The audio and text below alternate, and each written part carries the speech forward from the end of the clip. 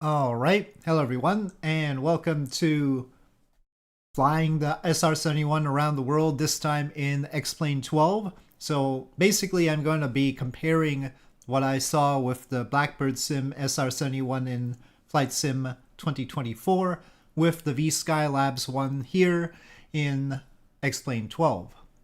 Hello, BLC. Welcome. So that is the idea. I don't know if I should do the startup procedure in this one. You are here before Sheebs. This is true.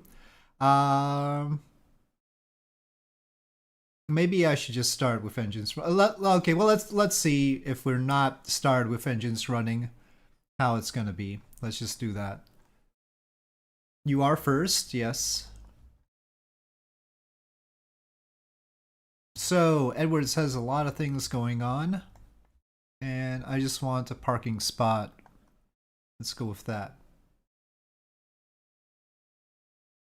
Okay, so let's see if this works out for me better than the blacks. Well, I mean, it wasn't the fault of the Blackbird Sim one. That one I just had to get used to yesterday. We had the engines cut out. It's interesting that the engines cut out on that one. That's a very advanced feature. Let's see how this one does.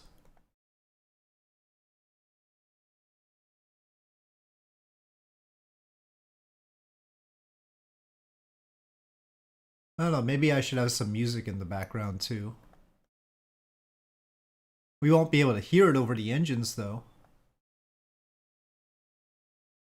In theory.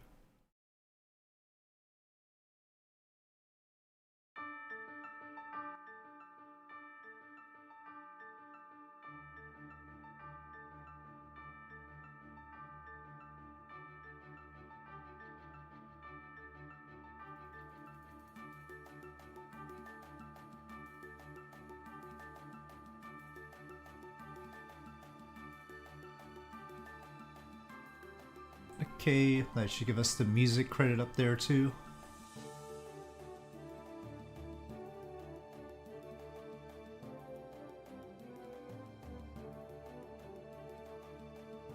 I don't know how long X-Plane 12 takes to load this thing. We'll see.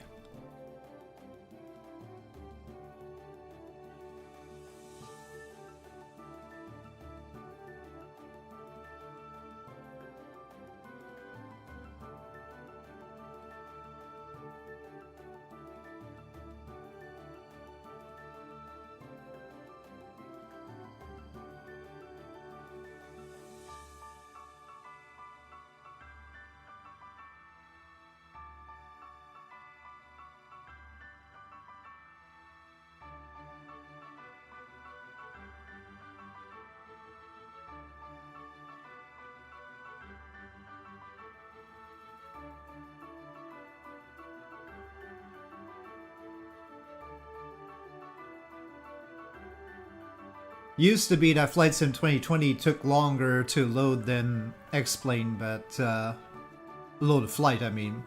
Or the game actually too. But now I think the situation is reversed.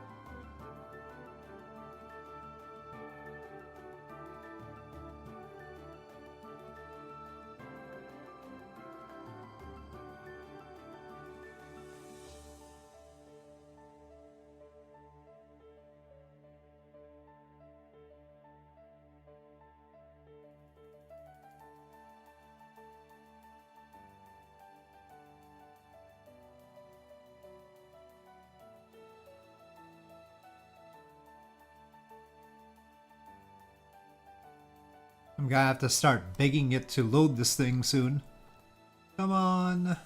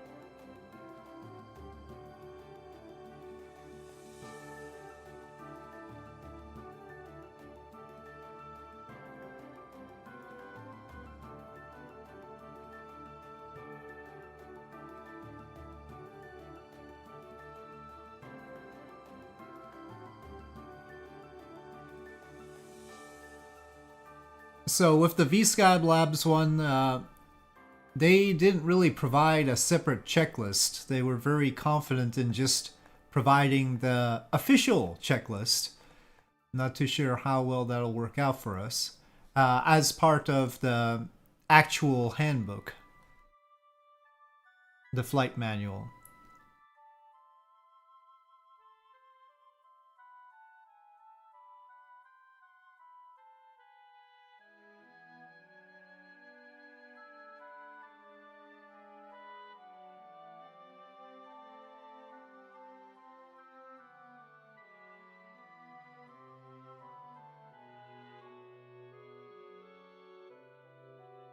Oh, but it does have a cold and dark start thing here too. Okay.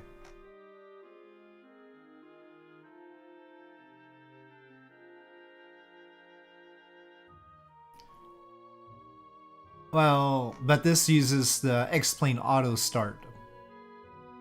But I guess since there is no starter inside the SR-71, it has to be started from outside. We just use the auto start, which is the equivalent to Control E in Flight Sim.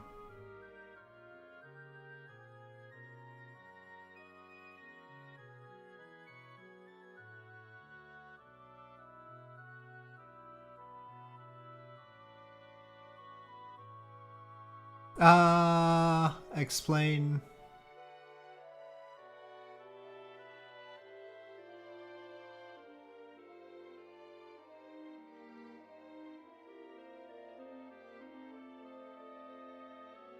Anybody doing anything interesting for New Year's Eve? This is what it's come down to.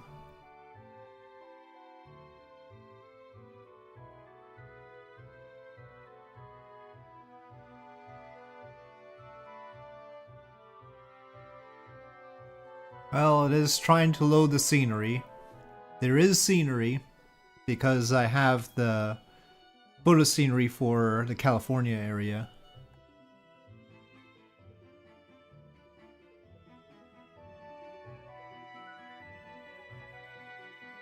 And apparently it takes a while to load that.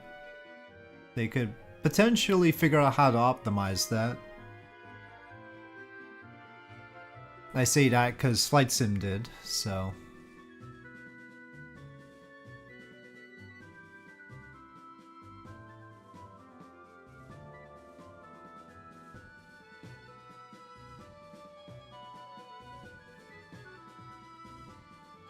There must be some technique.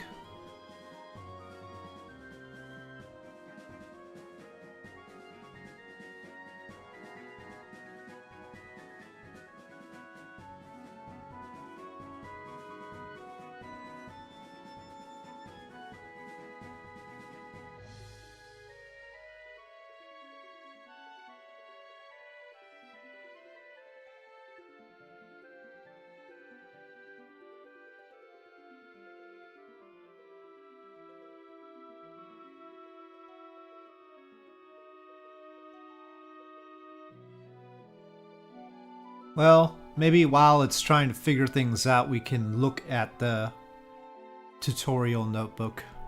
What else can I do?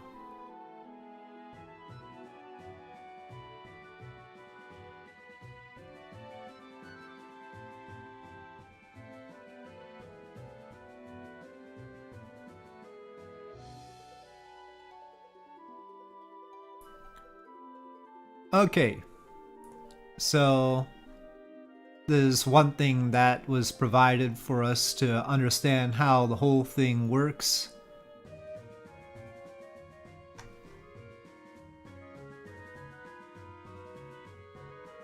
I guess that's their pilot to figure out all the things. You know, the Blackbird Sim 1 also had two of the pilots to help them understand how everything worked, and that's their guy.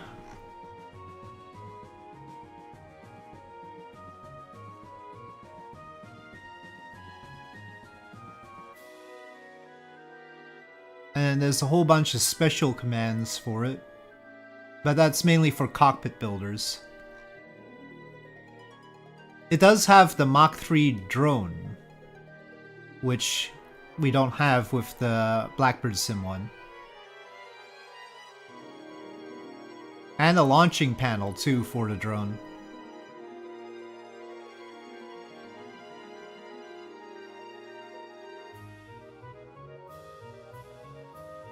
The spikes do their thing, aft bypass, fuel system. So it's essentially, it might even be more realistic than the Blackbird Sim one.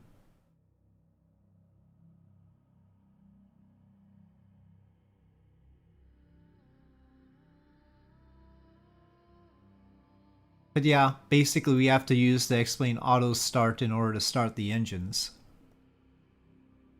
No, explain hasn't started yet. Hopefully it's only the first time where it has this problem. It did just have an update. No starter on board.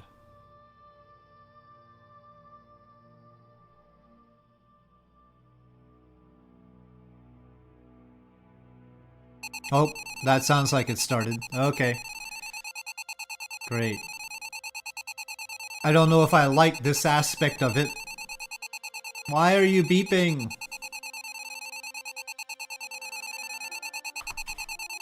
Oh, it's the throttle because it doesn't like being down there. Okay. Fine. Off to a great start. Well, as it should, it looks a lot like the one in Blackbird Sim, in Flight Sim with the Blackbird Sim one. But you'll note that these numbers are actually already active to some extent. You know, it's reading our altitude here at Edwards Air Force Base. Whereas in the Blackbird Sim one, those were just at 0 and non-functional initially. And sometimes they go non-functional in the middle if the engine's cut out.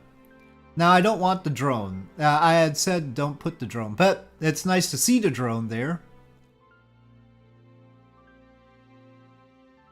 The actual SR-71 has a flatter look, much more like the one in, what you call it, Flight Sim. This one seems to have a wetter look, which, at least when it comes to the one I saw, was not the case, but then maybe it's been raining.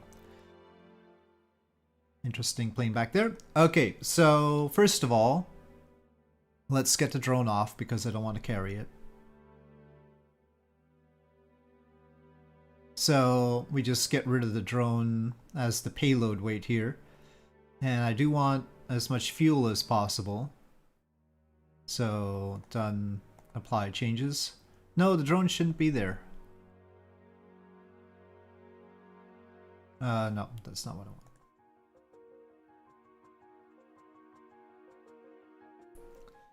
Weapons, I suppose. Yeah, okay. No drone.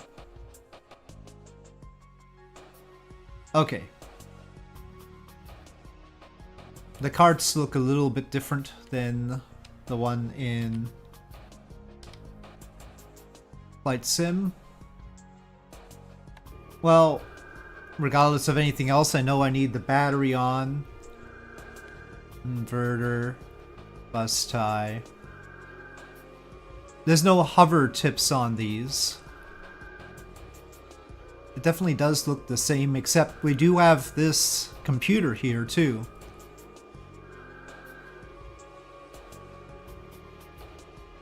And the anti-collision light isn't called an anti-collision light there. Whatever, I'll have those. So it's a little bit different. There are actually fewer switches.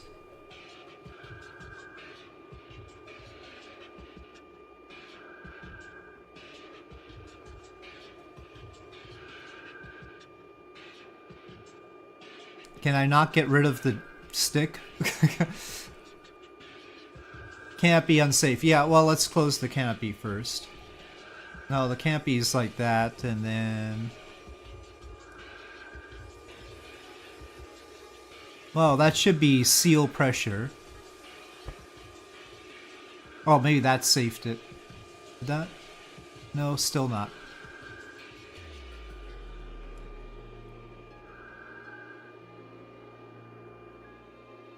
Maybe we just turned that off.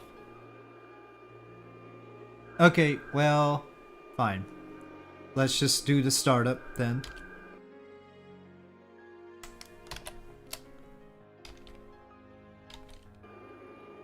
Any indication that's happening? Oh, the fuel is still low. Okay, yeah, it's starting up. Engine 2, engage Buicks. But it still reset my fuel again.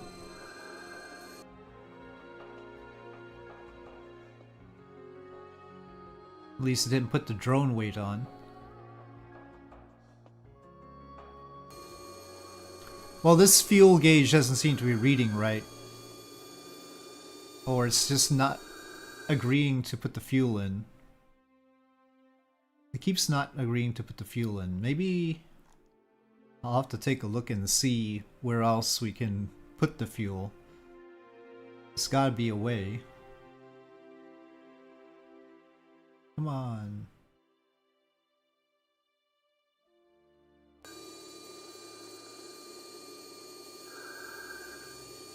Do you have a pad? Forget, there might be something.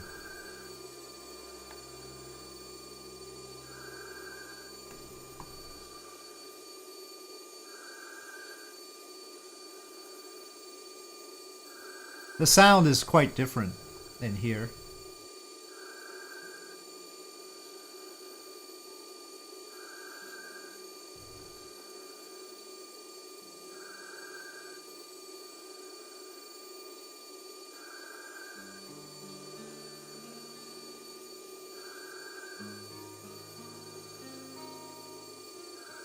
I'm just trying to find if there's another way to load fuel in, since it doesn't seem to want to put fuel.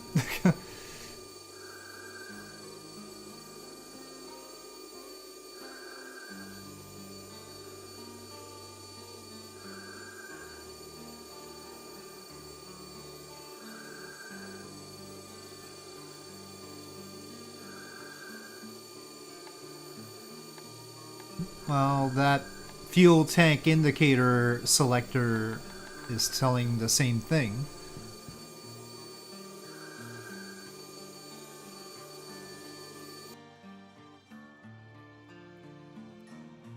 I think there was a thing where it didn't like it if there was too much fuel or something.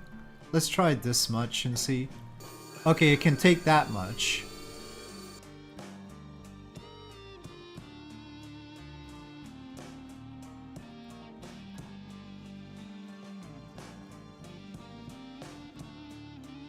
Can you take that much? It can take that much.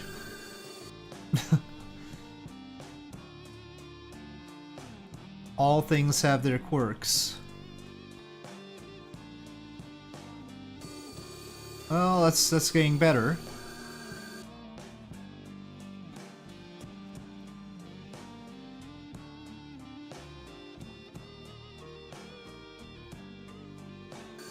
Alright, I'll run with that and assume it leaked some. Go figure. It was supposed to leak some anyway, they haven't got that simulated. Alright.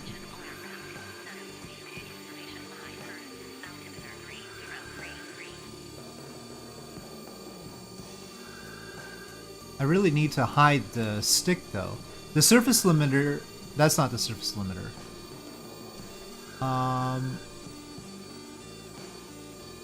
It's here, but I can't reach it. There we go, okay.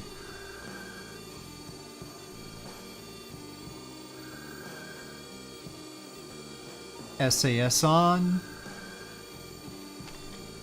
I can lean like this, I guess. Okay.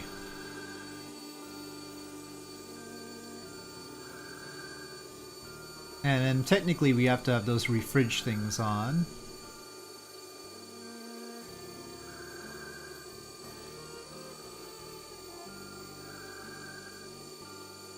And pitot heat, of course. Okay, let's go.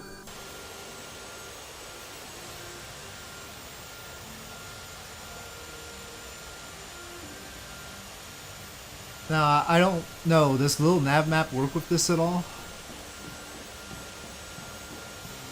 It would be good, because the stock map is horrible.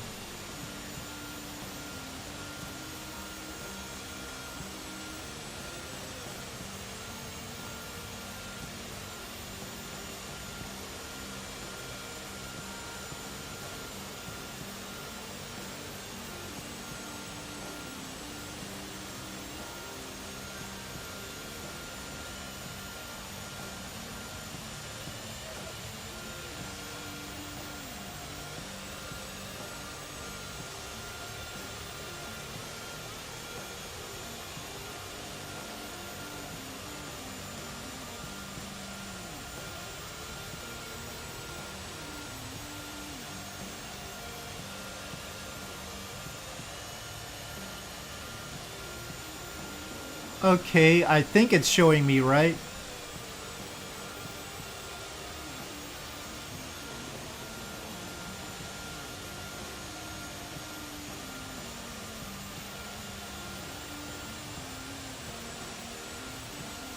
Alright.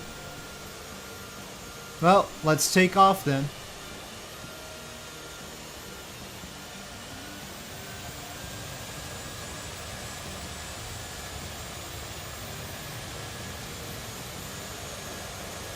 Uh-oh. No, I need nose wheel steering.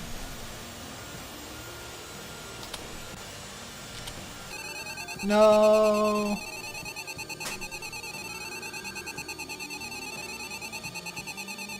Nose wheel steering is a button on here, right?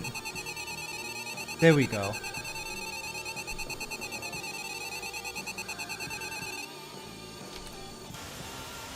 That beeping is just a your throttle is too low thing.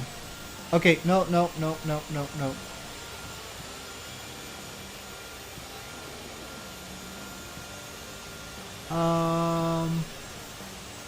doesn't look much like a taxiway, is it? Or is that the runway already?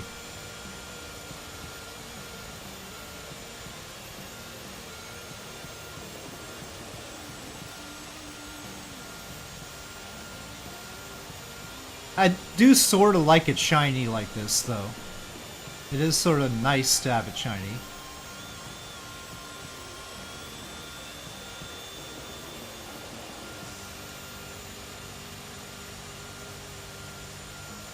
I think that's just the runway.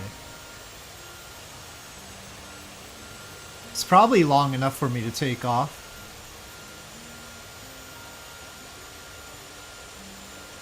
Well, we're right in the middle, though. I'll just taxi on the runway.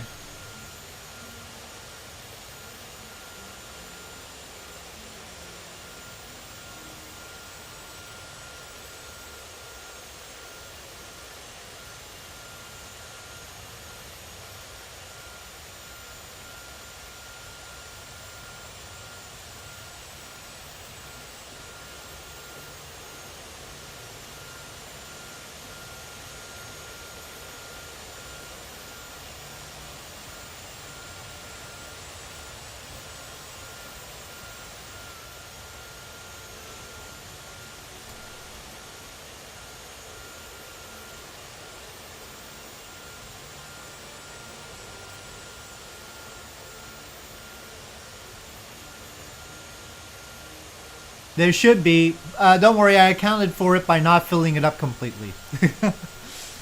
It sort of looks wet from the fuel spewing out, you know, it's got sort of a sheen to it. I don't think fuel would be all over the place like that, but anyway. I know, I've seen the images of the fuel coming out of it. I know there are little streaks and like that, but anyway, nobody's simulated that part yet.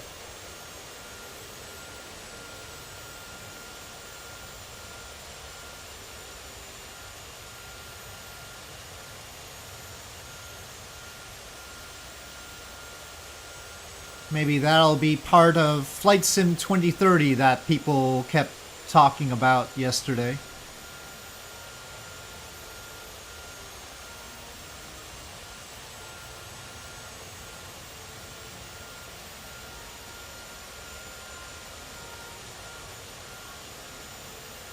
Whoa!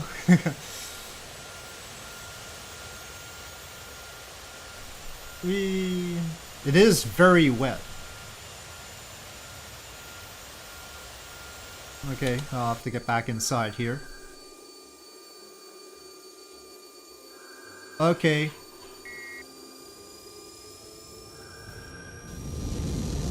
It's got a nice afterburner sound, this does.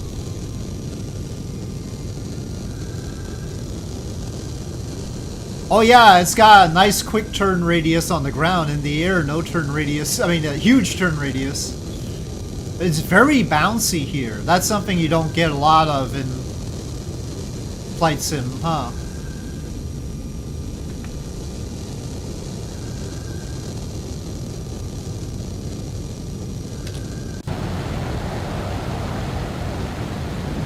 I would even say the afterburner effect is nicer here in a way.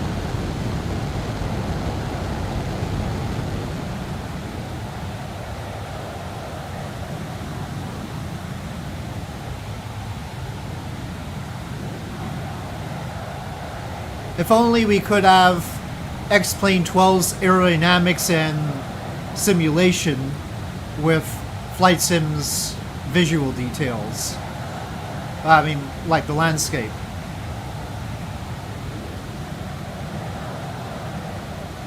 X-Plane noticeably has better performance because it doesn't have so much landscape detail, though. I guess that's a positive. Oops. Oh, well, something's beeping at me.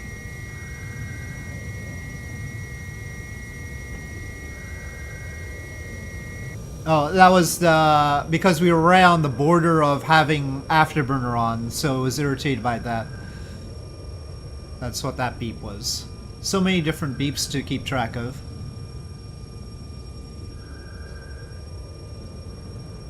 Tones. Well, we don't want to decelerate. Okay, we want to go up to Alaska.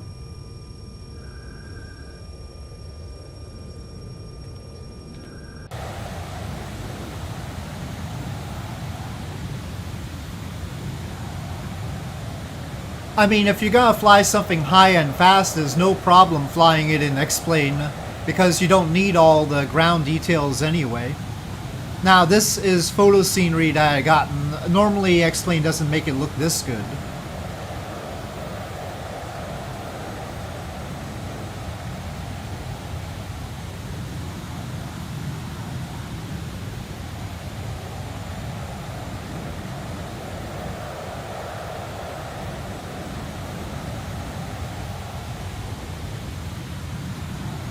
This is the Fort Boy US ortho photos at work.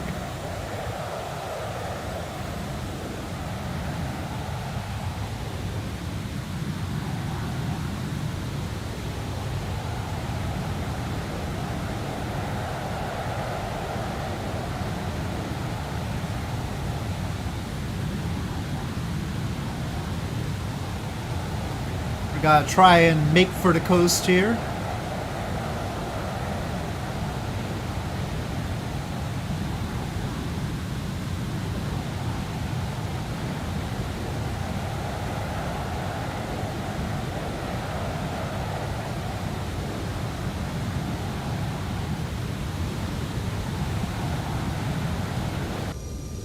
Yeah, I mean, the thing about... Uh-oh. We're going too slow again.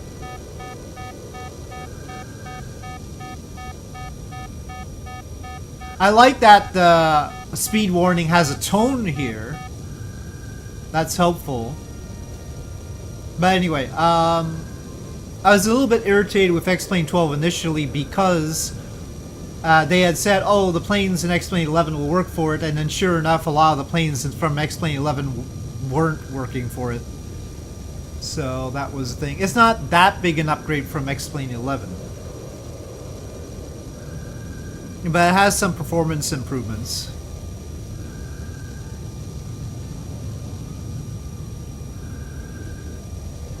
Oh yeah. I still have a lot of ortho photos using Ortho 4XP that are from X-Plane 11. I just put them in here. Those at least work just fine in here. So if you add the ortho photos for X-Plane 11, you can still use those in X-Plane 12.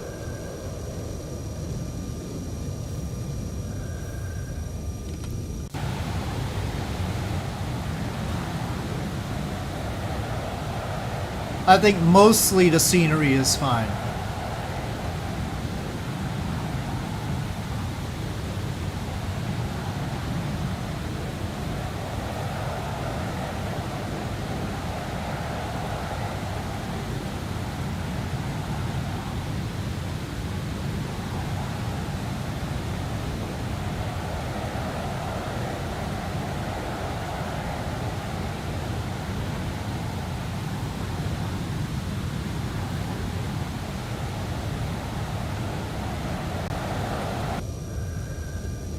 Well, we're losing speed again.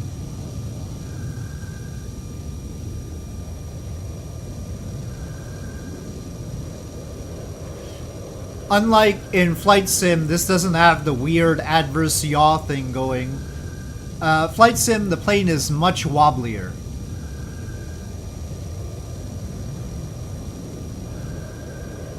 And, well, that's true of a lot of planes. A lot of planes in Flight Sim just like to wobble and yaw a lot. There's none of that in X-Plane.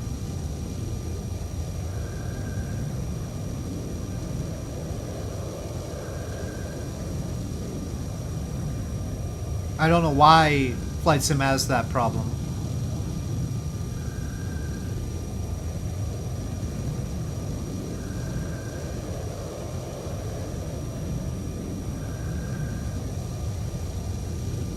When I trim, the whole cockpit sort of jiggles, which is probably a little bit overdone. So that this is me trimming down, trimming up. You can sort of, the entire cockpit seems to react to that, which might be a little bit much.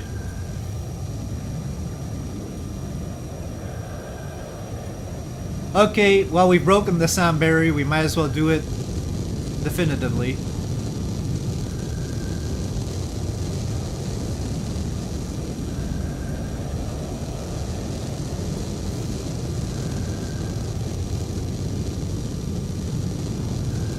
We're disturbing people again.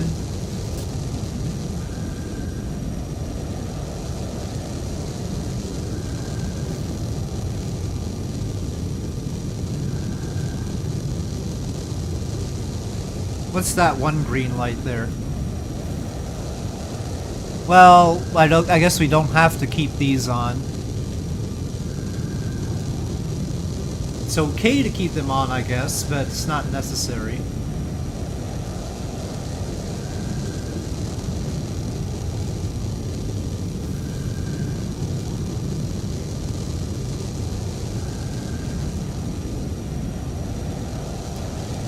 The engine gas temp here seems, or the exhaust gas temp here seems a little bit hot compared to what we had.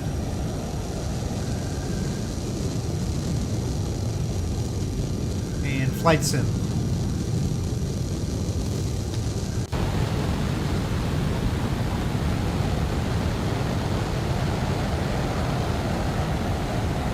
In Flight Sim, Blackbird Sim seemed to feel like the afterburner was blue.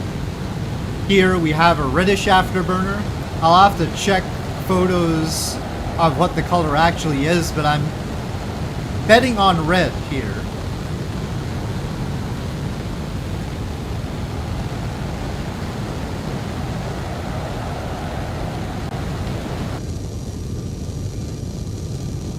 It sounds like a whole rocket here.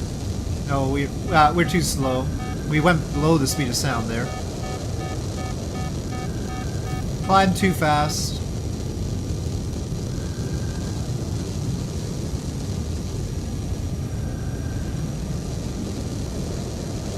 I didn't notice a huge amount of transonic drag in flight sim.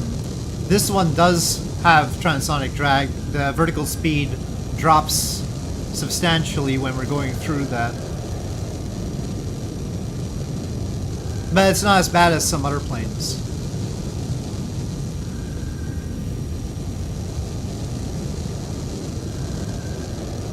No, I need you to accelerate.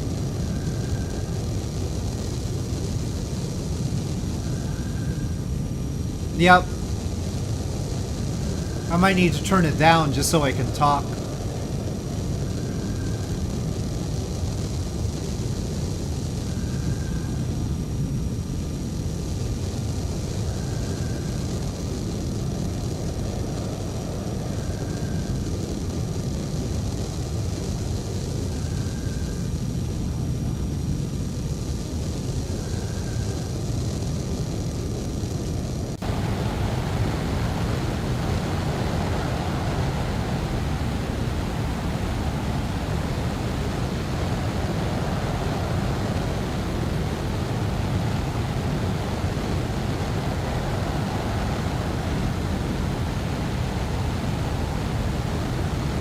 I expect it would be loud though.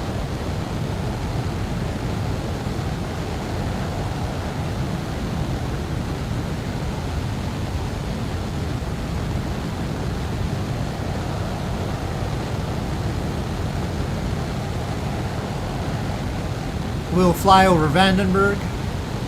Seems appropriate.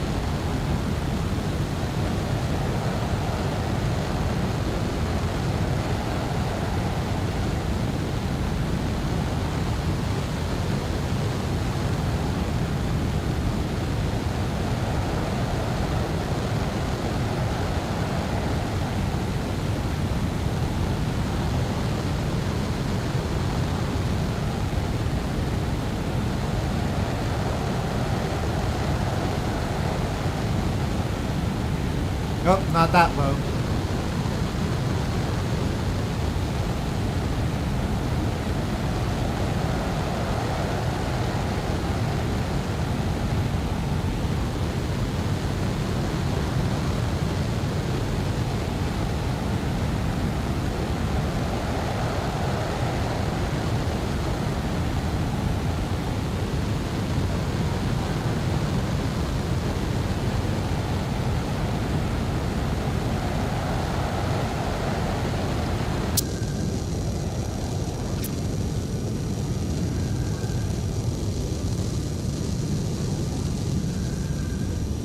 Loudest plane you've ever heard in person was a Harrier hovering. B-52 was probably pretty loud with the raw jets instead of turbofans. And 8 of them. I assume Concorde would have been pretty darn loud. Because those are raw turbojets and big ones. And 4 of them. But I've heard none of these things, personally.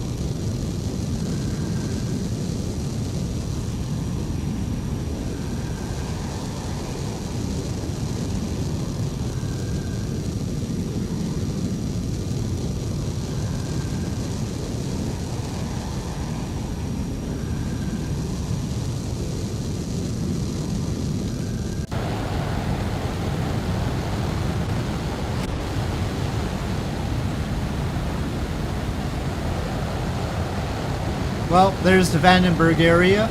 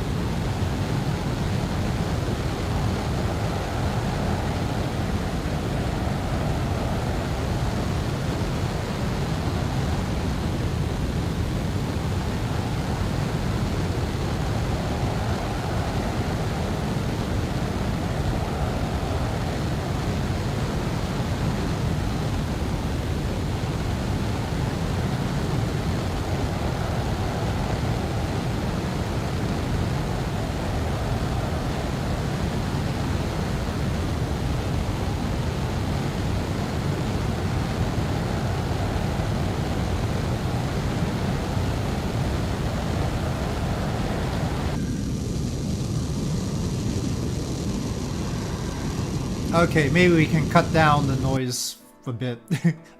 Poor music has been going on and on without being heard, but it's not like my master volume is that high. Let me just... I don't think the pilot and co-pilot need to be that loud either. I don't know what counts as environmental or user interface, but let's try that. Well, it's more manageable, I guess.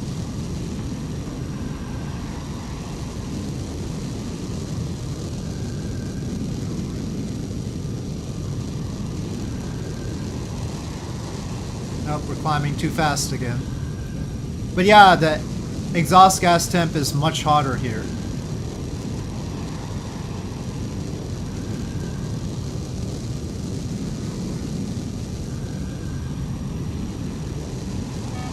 Oh.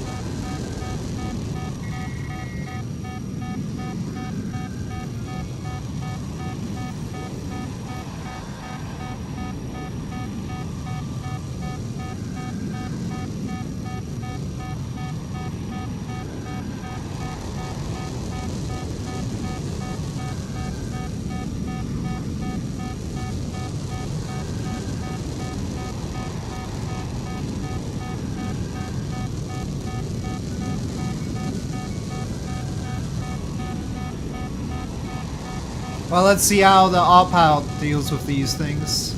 Well, I'll wait until we're clear of the speed warning.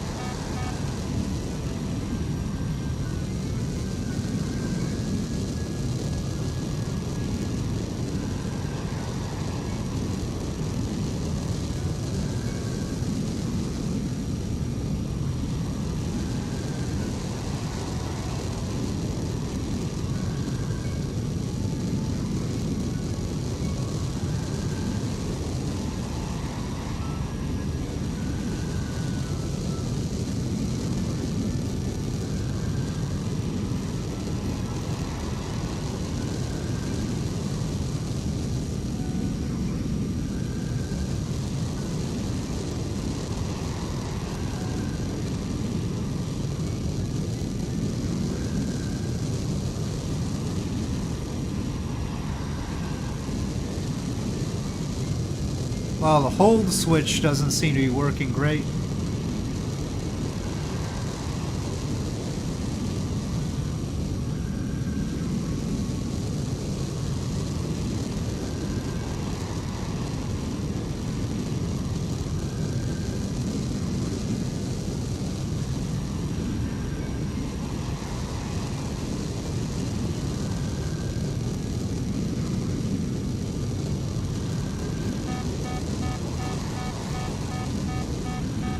Yeah.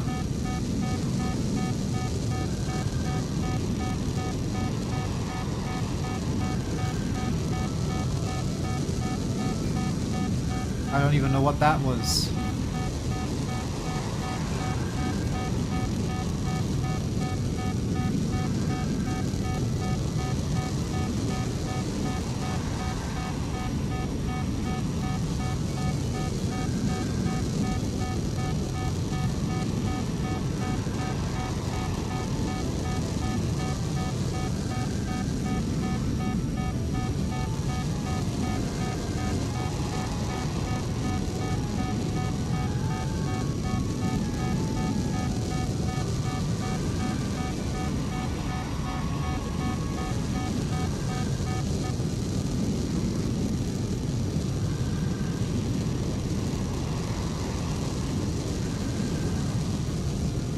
Well, yeah, heading hold, I don't know what it's doing.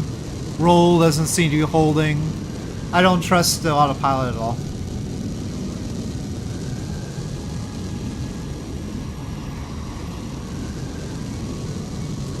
Maybe there's more that needs to be engaged.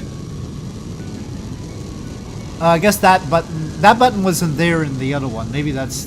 I mean, it says autopilot off there, so yeah. Let's see... Does that help? I don't know what these other buttons do. Well, speed hold is there.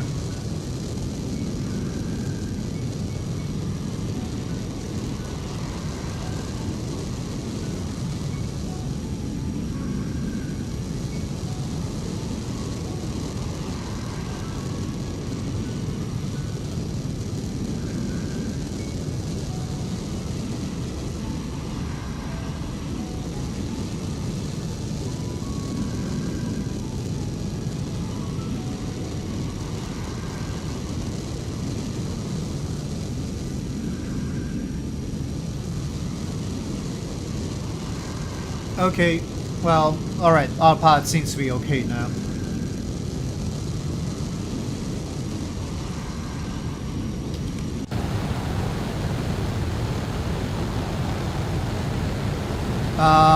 We may be running out of scenery. I don't know what happened to this patch. Big Sur is missing.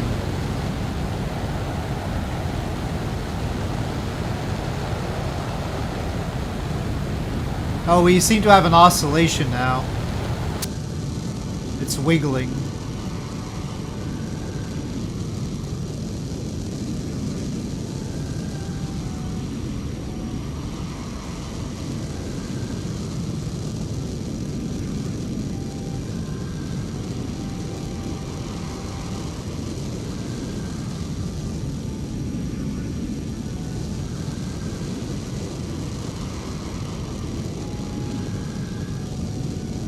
You seen the A12 in Huntsville?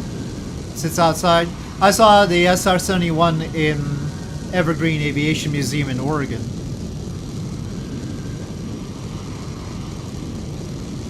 That one's inside.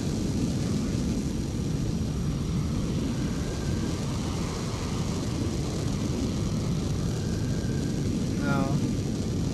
Okay, well, I guess they're normal.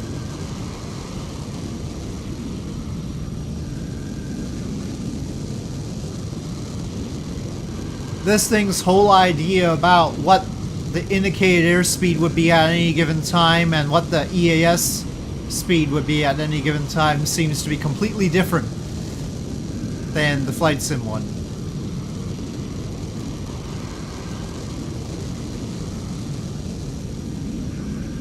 We're at 67,000 feet and Mach 2.2, call it.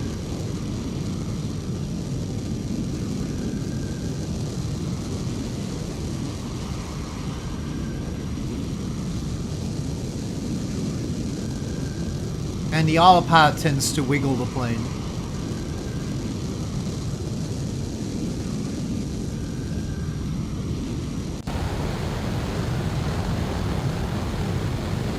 Well, Monterey Bay is there.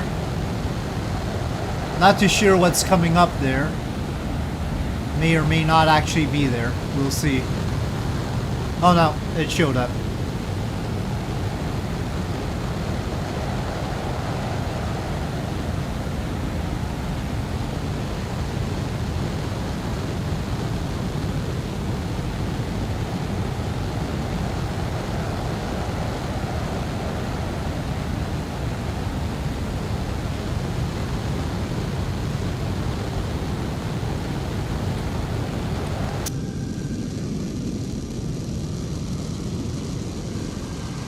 Speed is Mach 2.38 and climbing, altitude 68,000 feet.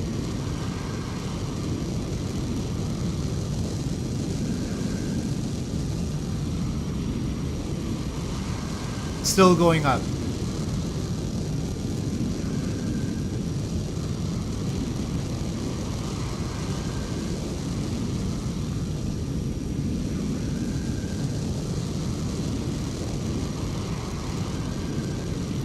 This version does not have the range of the one in Flight Sim.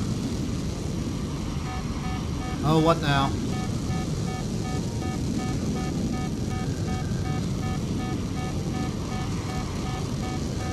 I don't know what warning that is.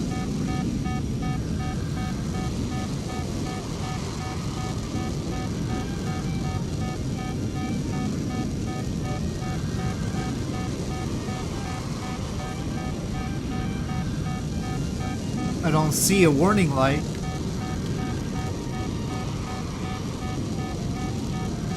Oh, oh, shoot. Oh, shoot. Oh, shoot.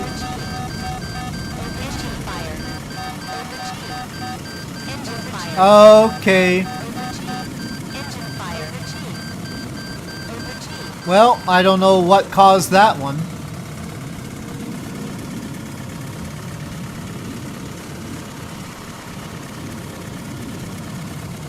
Where's the fire extinguisher anyway? Oh, let's see it. Calm music. Fuel dump? No.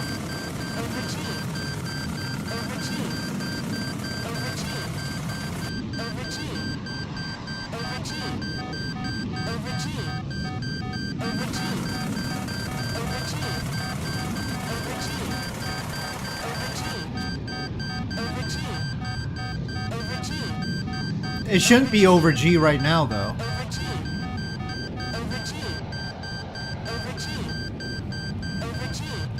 Well, I'm blacking out, though.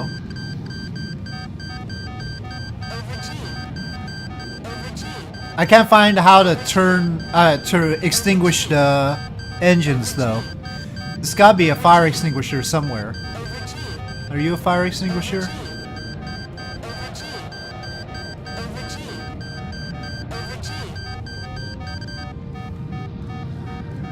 Low next to some gauges? We'll have to check that.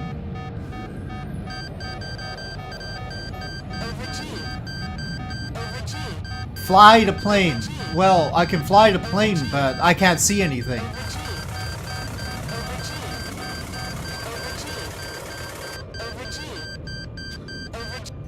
Well, anyway, we smacked. Fly the plane. I don't know what you mean. Or fly the plane.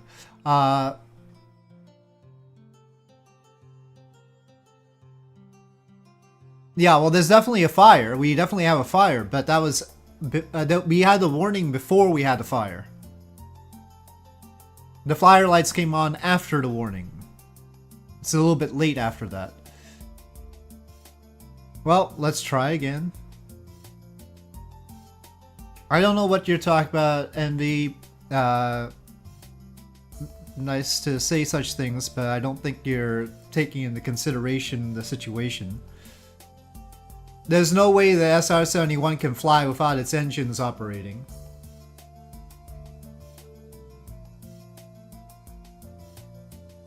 It is not going to glide in the middle of the water there. So I don't know what you think is going to happen there.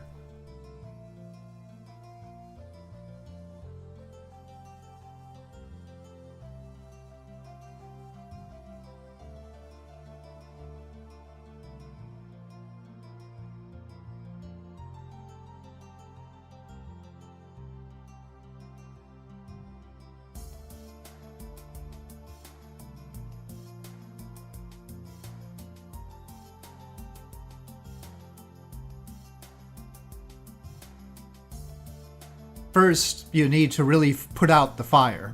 I mean, that's very important.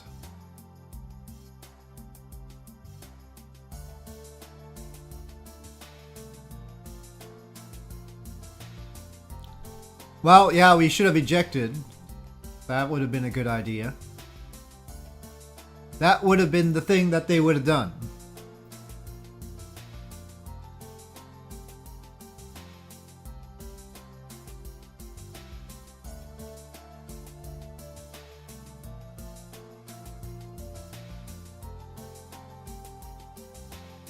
But I have to figure out exactly... I mean, I guess it was running too hot for too long.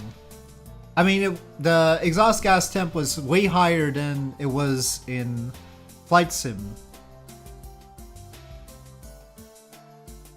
Well, I should know where the fire extinguisher thing is. In most planes I would. Getting it into controlled flight is just not reasonable. I don't think you're thinking about this. You're sort of repeating sort of procedures without thinking about the situation here.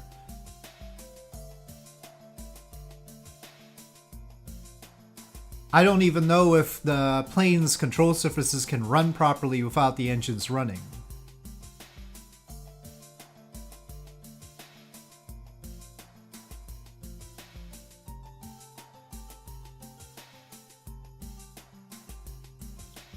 And one way or another, you're coming down from high Mach numbers. You're gonna be plunging down very quickly. You're not getting into level flight. And the reason you're not getting into level flight is because the oxygen system just went too. So, as we saw, I was blacking out. I was not blacking out from G-forces, I was blacking out from no air. So, but of course there would be the oxygen system, the backup oxygen system.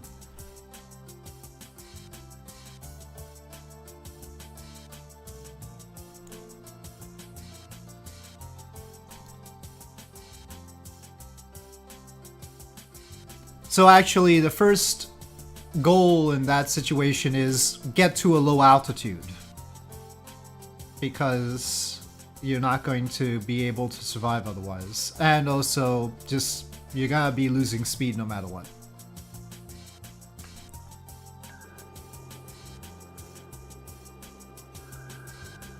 But before you get to a low altitude, you need to put out the fire. The reason why you need to put out the fire before you get to a low altitude is because at a low altitude there's more oxygen. So then the fire's gonna burn more, and all your fuel on board is going to go crazy. So you really need to put out the fire.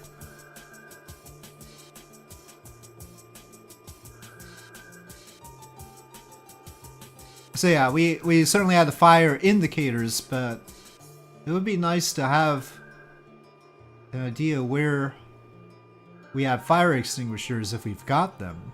But maybe they just bailed out. Launch, well, this seems to be... This is the panel for launching the drone, or is it actually... Are the fire handles? Center pedestal.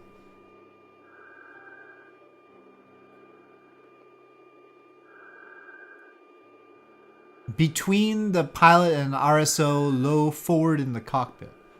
Between? So wait, then does the RSO handle it then? I guess in this seat I can't do it? Is that what we're saying? Can I even go into the other seat? That's an interesting question. I don't know if I can. Yeah, I guess the backseater has to pull the extinguishers.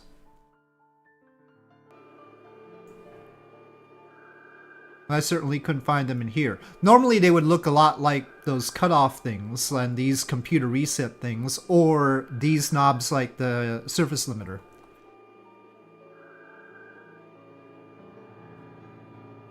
So, anyway. Well, I seem like I'm ready to go at least. We can start the engines, I think. Hold on. Batteries on. Well, we can...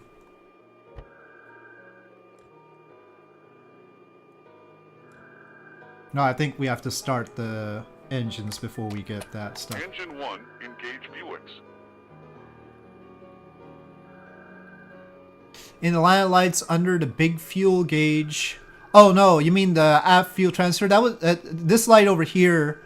Just said that one of our tanks was empty, which is fine. Yeah, no, that is the tank that we would expect to go empty first, and that was expected. So that was not a warning light that we needed to worry about.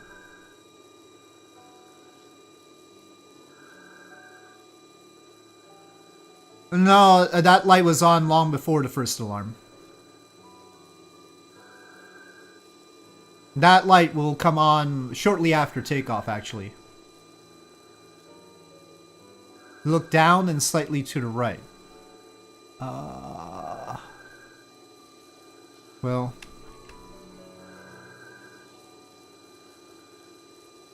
maybe we just don't have it operational and we need to eject in that case. What can I say? Those are the computer resets. And actually, in this version, they're not operational. Oh. Oh, I think I've messed up my camera. Okay. Oh yeah, I was expecting T-shaped handles, just like the drag chute there and that. That's what I was expecting, sure.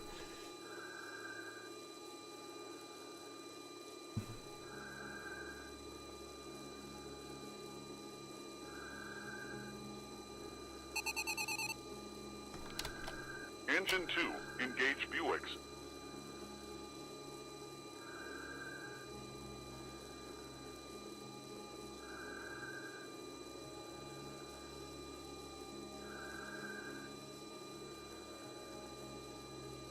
Maybe we weren't ready to go. Anyway, maybe I should just skip the startup procedure since we went through that already, and that part worked just fine.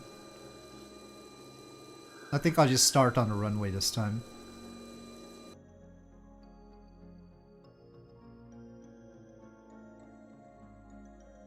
Hold on. Save ourselves some time. I've demonstrated the startup, it's fine.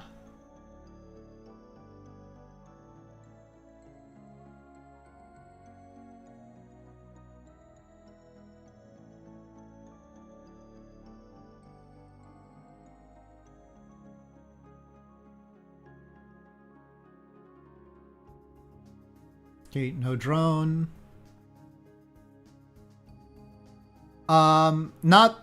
I mean, it doesn't have an option to hide the stick the way I'm used to hiding the stick, but maybe if I look through the manual, there'll be some key press for that.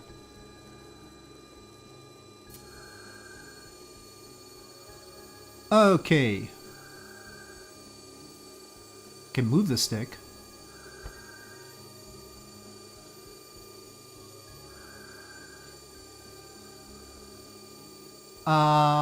Initially I'll want the nose wheel steering. What the heck is that?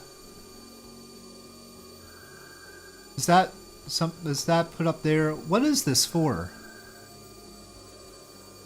I don't know what this is for. Probably has some purpose.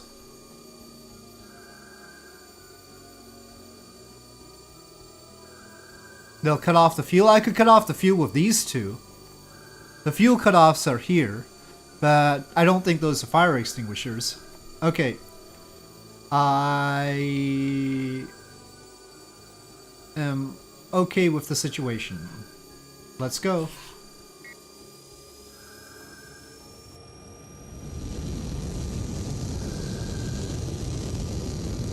Oh, nose wheel steering, come on. Whoa. It's a lot jumpier on the ground than the flight sim one. I don't need that. I guess it's exciting and everything.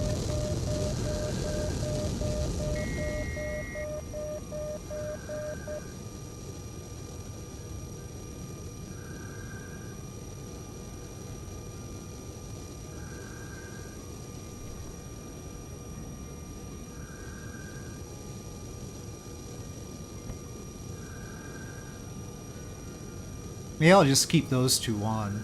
They're green anyway. Oh shoot, it didn't give me all the fuel. No, stop cheating me. I put all the fuel in. I know this.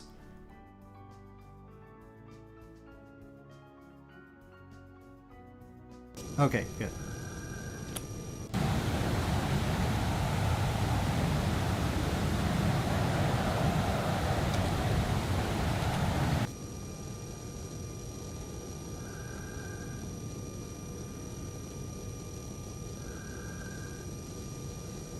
Well, it depends if the... Well, you would like to use an extinguisher. I mean, if they have an extinguisher, great. If they don't have an extinguisher, yeah, cutting off the fuel is the only thing you can do.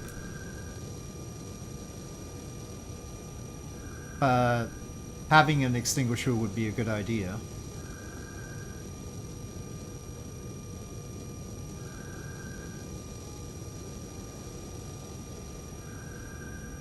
The DC-6 had an extinguisher. Let me put it that way. It's not exactly high technology or anything.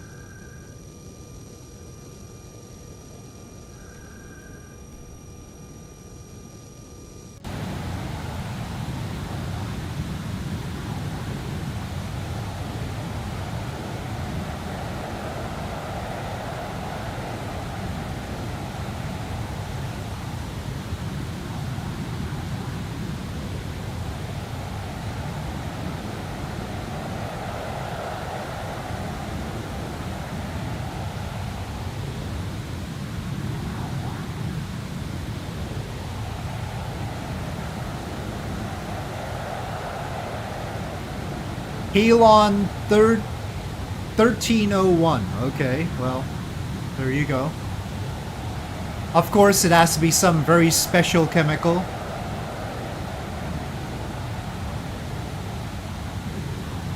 The SR-71 doesn't do anything without it being a very special chemical.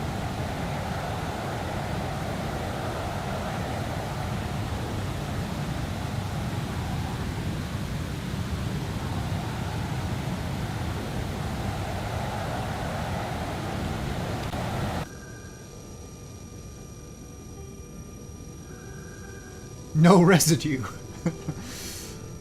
Well, working at 80,000 feet is good, yeah.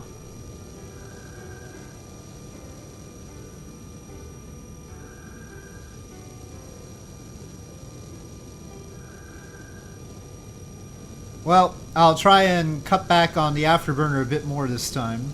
But we weren't exactly at Mach 3 yet anyway, so it's a bit annoying.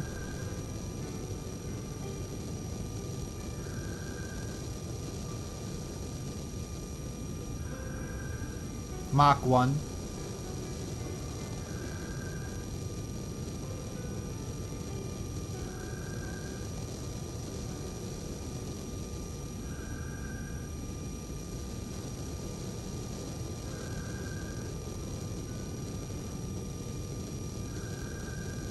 This time I'm mostly just gonna not do autopilot.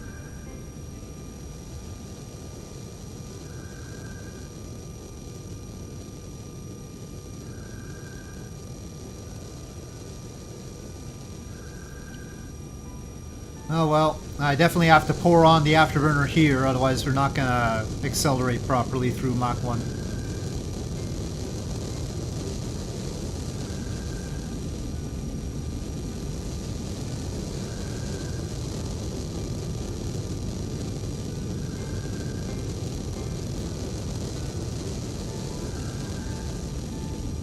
Might melt things even, for all I know.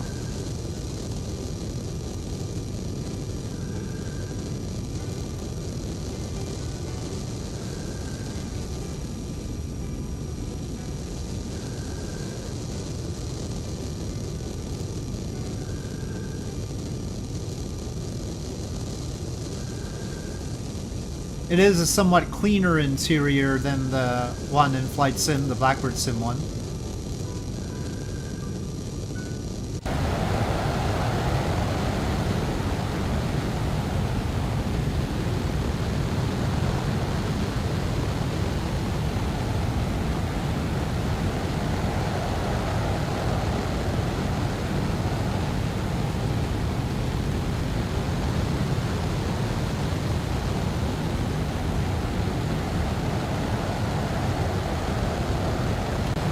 Well, that's important if you want to eventually have the engines continue working someday.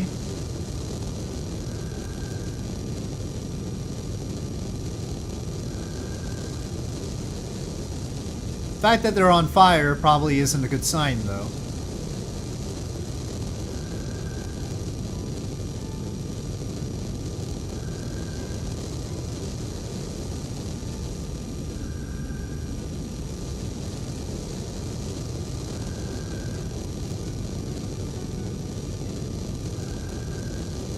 We are level temporarily. Mach 1.2.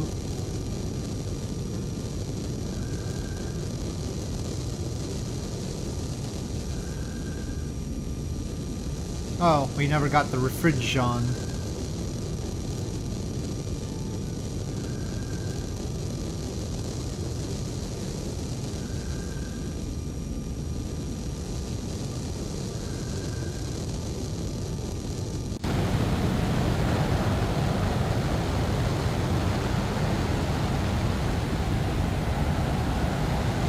Wake up the farmers.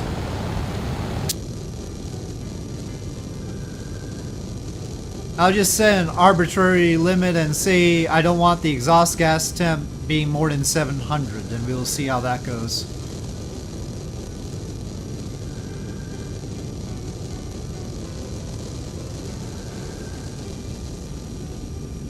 In Flight Sim, I was aiming for 630 at most.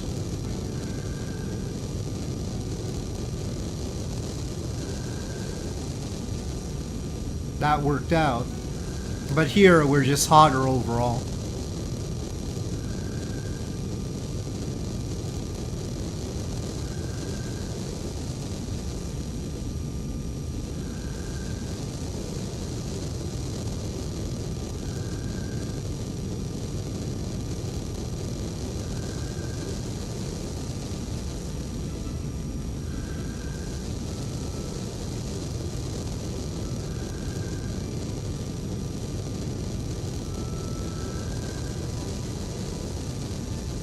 It definitely has different dynamics than the Flight Sim one. Somewhere in between, perhaps the truth lies.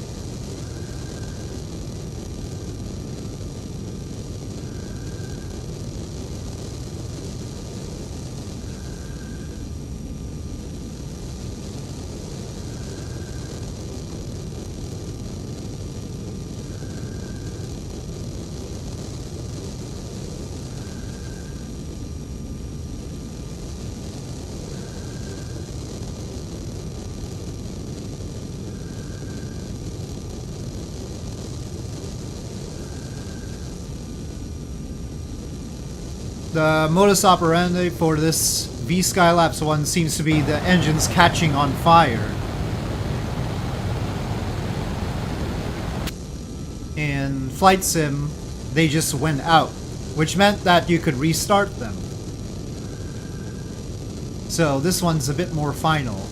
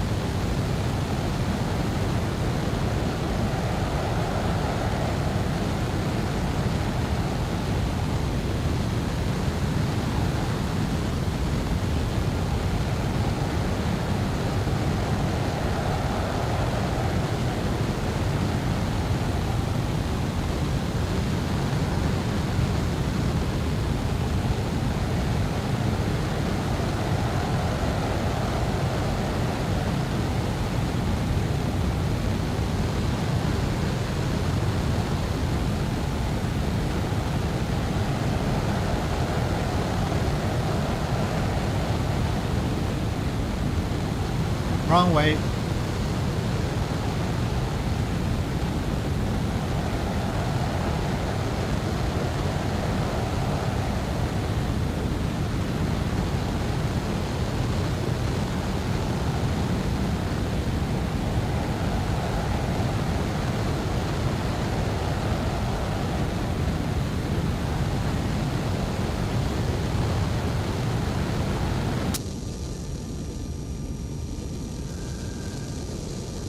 Okay, Mach 1.8 at 51,000 feet.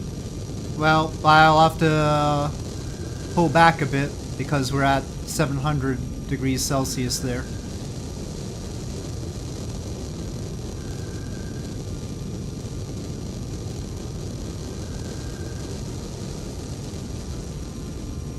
Well, when I said wrong way, I meant tilting the wrong way, not going the wrong way, thankfully. But yeah, definitely not a good idea when it takes so long to turn. A few states to turn.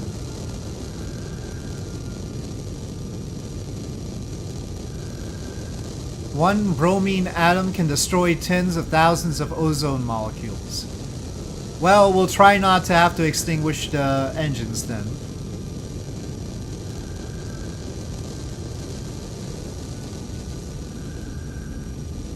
Maybe we save the ozone layer by not having the SR-71 stay flying. I don't know. I think it was the chlorofluorocarbons though.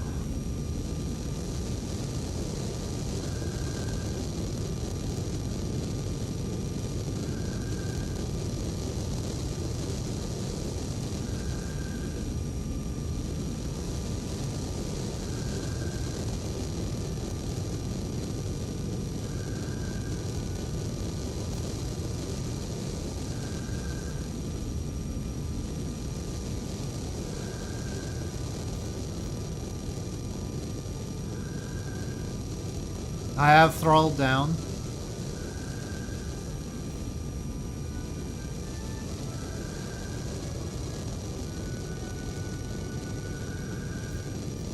And we are at Mach 2 at 57,000 feet. Temperature is still going up though.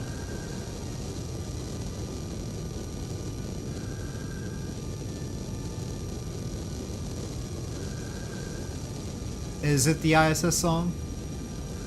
I swear I used more than one song for the ISS, though.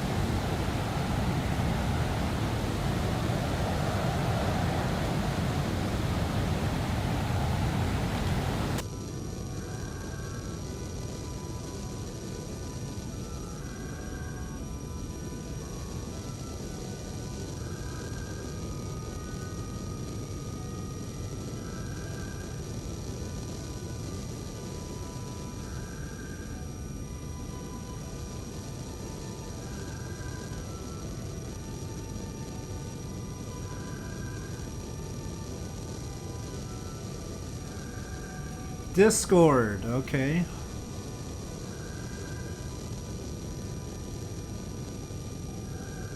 Have you ever hiked a snow mountain before or hiked in general camp? No.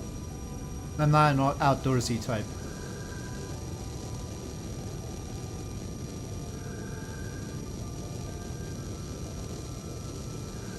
Don't know why that had to be in Discord, but whatever.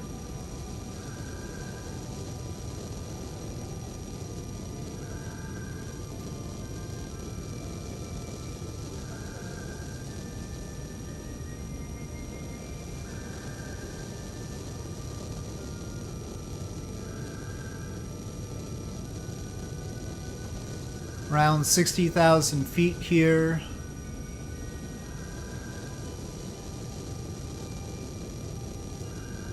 Mach 2.4 right now. Cutting back on the throttle more. We've hit... Oop. I can't go lower than that. We've hit 730 degrees Celsius.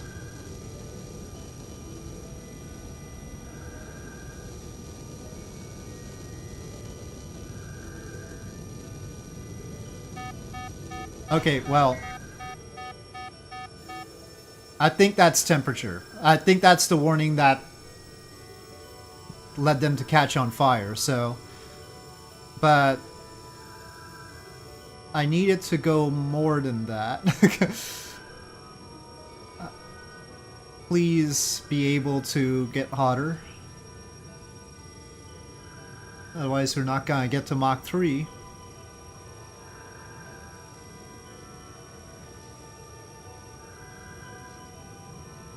Yes, throttling down made the alarm go away. It must have been a heat alarm.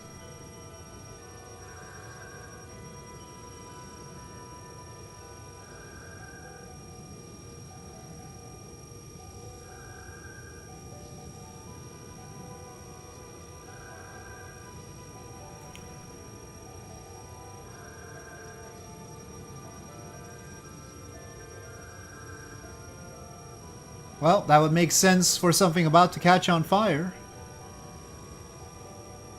But now I have to play the delicate game of trying to get to Mach 3 despite of that. In spite of that. So this plane is actually harder to get to Mach 3 than the one in Flight Sim, the Blackbird Sim one. Because of this little thing. It seems to get the exhaust gas temp at a much higher temperature, leading to that alarm being triggered faster and the fire potential being triggered faster. The one in Flight Sim, it doesn't get nearly this hot, so it never triggers that sort of situation. It does end up getting a lot of wear and tear eventually from the heat, and so you have to manage the heat and keep it down so that the engines don't just quit, but they don't catch on fire.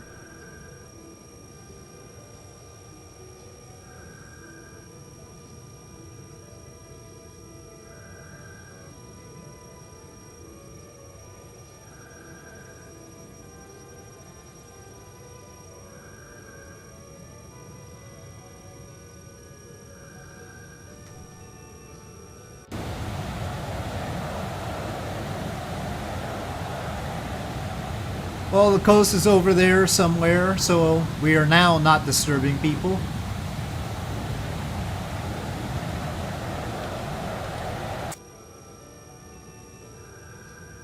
But there is this gap between the two versions of this plane.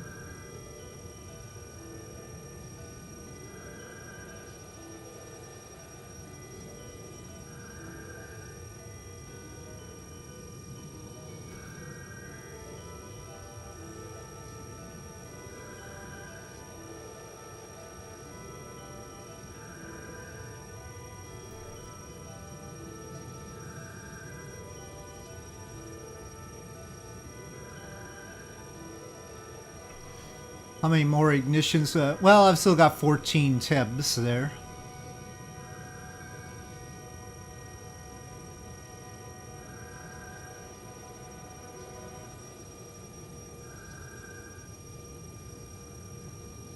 Okay, Mach 2.5. Oh.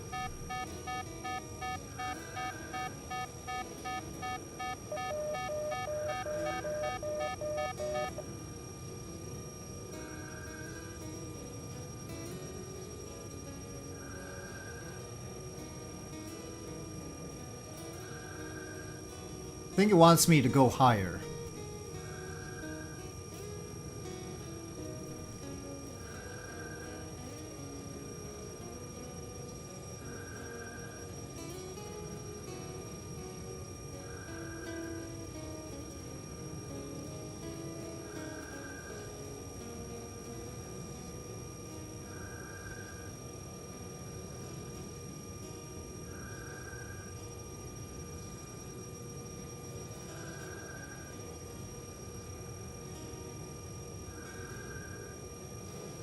We haven't exceeded the maximum airspeed stuff.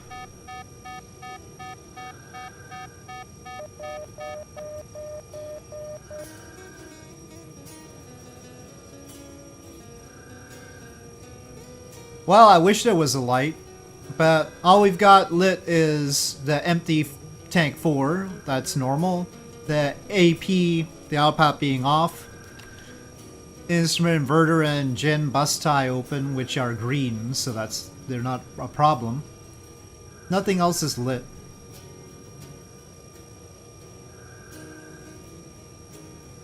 Hello, Pekka. So, I'm just going on instincts. Probably they would recognize that beep or something.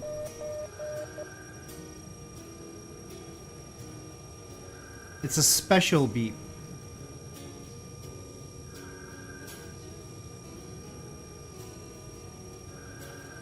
No, I haven't seen it.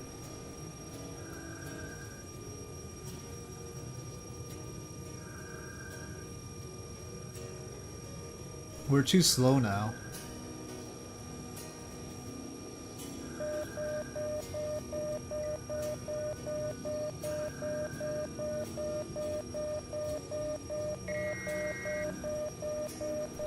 Well, this is the VSKYLABS one. It's much harder to deal with than the one in Flight Sim. And I'm getting a lot of different beeps now.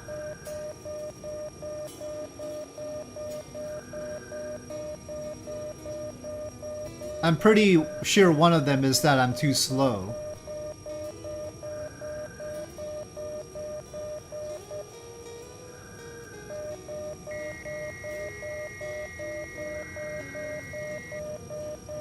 And another one is that my engines are at risk of overheating. So I'm trying to balance these two things out.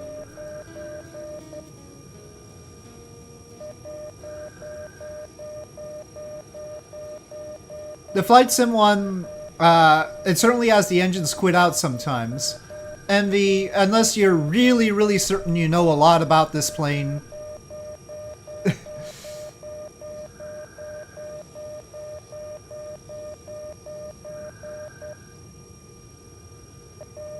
this is like not the first one I've tried to fly. This is also very different from the Flight Sim one. The Flight Sim one has its own quirks, Becca. I've had some problems with that, but I did make a good flight with it yesterday. So if you see the stream from yesterday, you can see that. After some problems. Yes, the angle attack indicator is up there. It is not at the red line or anything.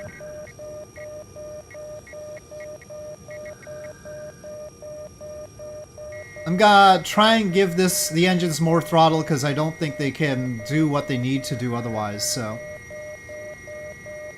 Mostly our tones are... Thank you, Envy. Mostly our tones are because we're too slow. But I'm worried about the tones related to it being too hot. So this is trouble. Just to fly that, huh?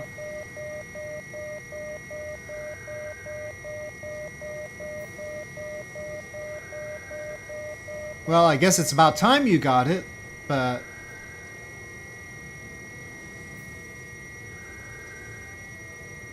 You have to figure that out based on your budget.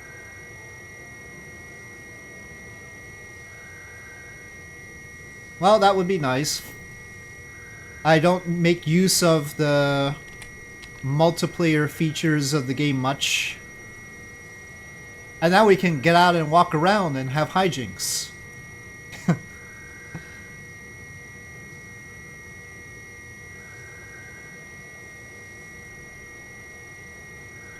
In here it says 61,000 feet. In Lil Nav Map it's also saying 61,000 feet.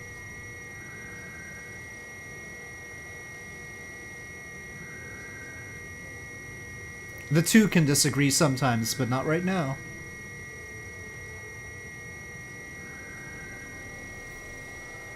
And the YouTube member thing. Aww. Well,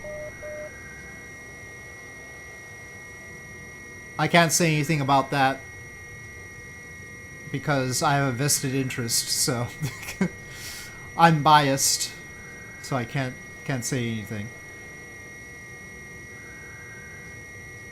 seems low. Well, we're not Mach 3 yet. I have to get it to there. I've got a lot more throttle to work with. The question is whether I can use that throttle without the engines blowing up. Well, I'm pushing the engines more now.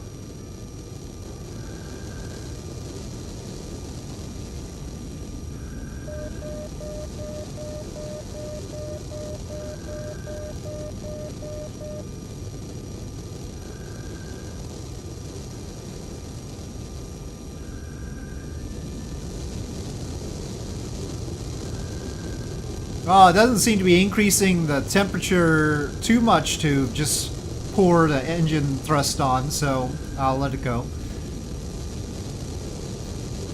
Maybe I was being too cautious there. But then again, it did start beeping.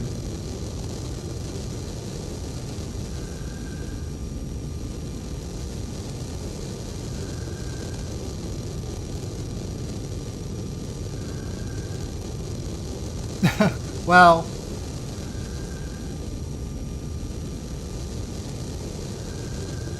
I have certainly cut subscriptions to afford things myself, so I understand.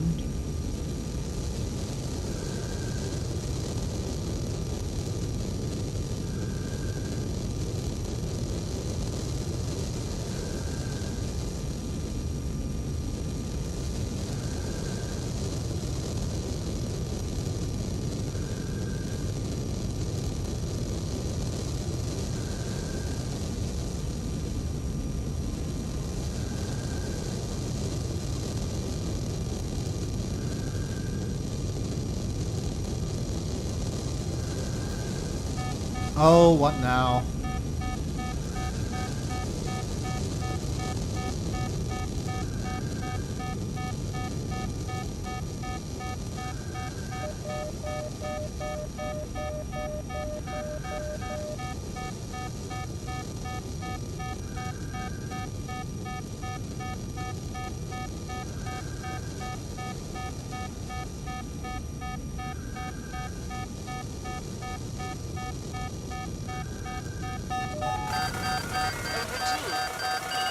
Okay, alright, alright. Gosh darn it.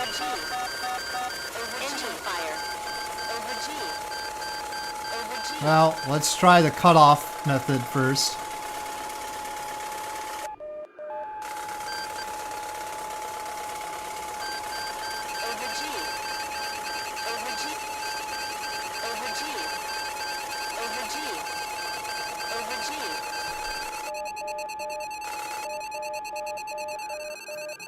Are they off, or?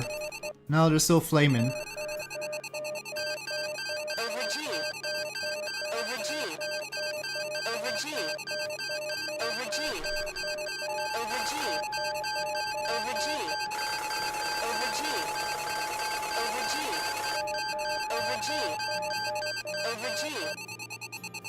So, I mean, we can't seem to get rid of the fires. Let me just try restarting the engines. Oh, I can't do that. I'm just trying to force the engines to start. Well, looks like they're out. But I have the fuel cut off here. So, in theory, they shouldn't be able to start.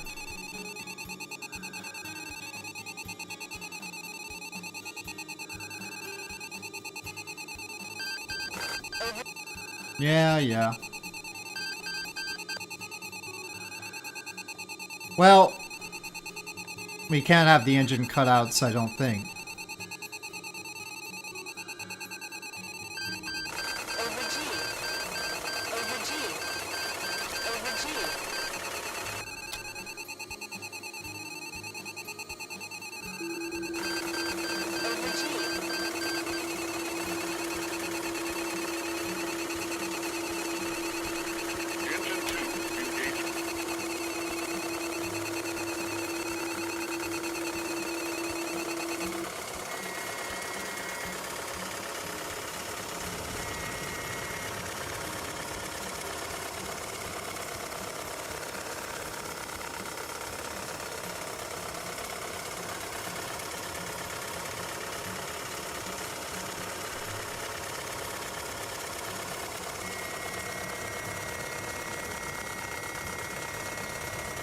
No.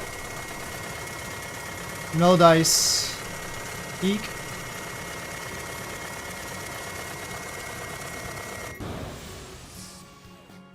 Well, what choice do we have? We're always going to be at high angle of attack.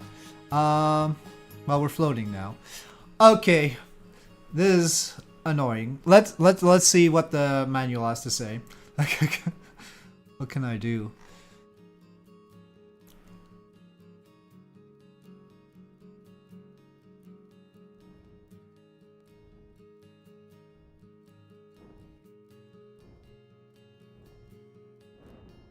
Yeah, we were definitely not having much speed.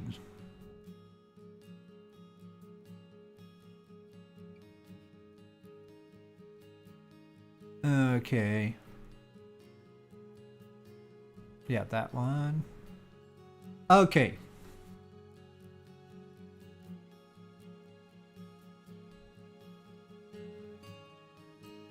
We're not doing the refueling session.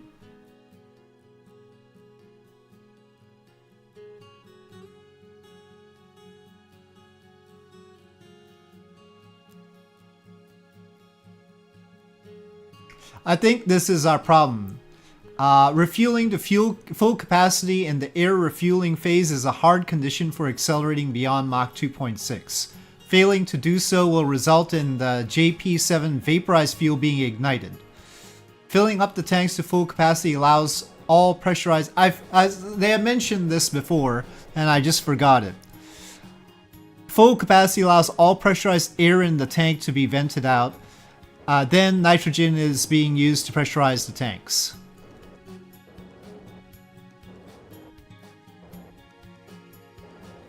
So, alright, we're just gonna have to pretend that we get refueled.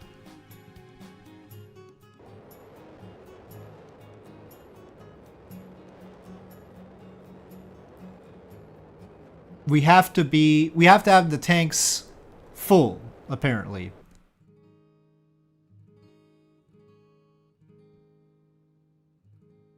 While venting all existing air in the tanks. Well, I mean, that's been our situation. It seems to only happen when we get past Mach 2.6, so... This is not something simulated in the Flight Sim 1. Let it be known.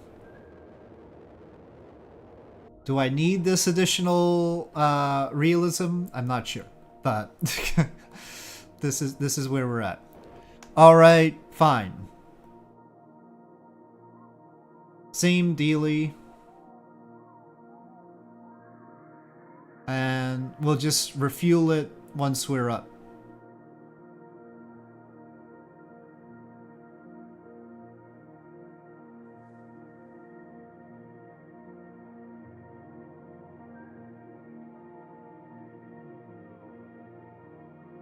It's not my fault. The SR-71 is just weird this way.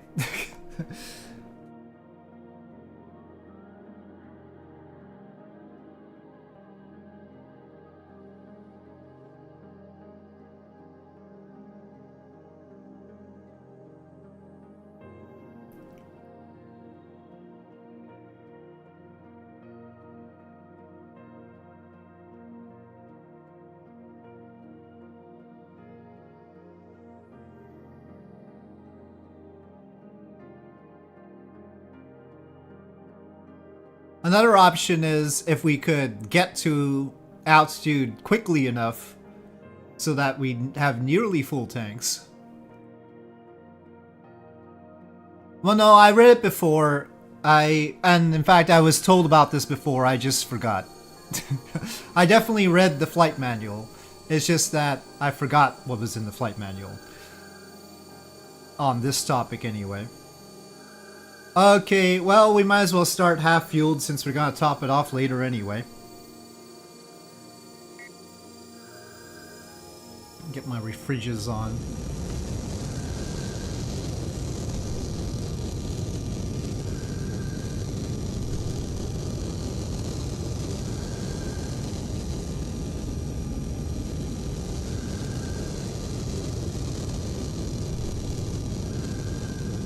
Also, the fact that the Flight Sim 1 does not have this feature probably lulled me into a false sense of security.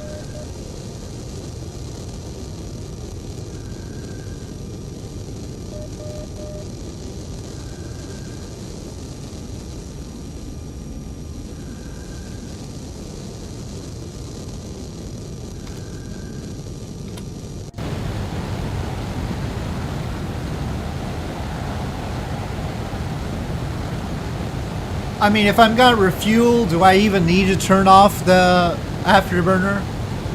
Well, I guess I'll be good.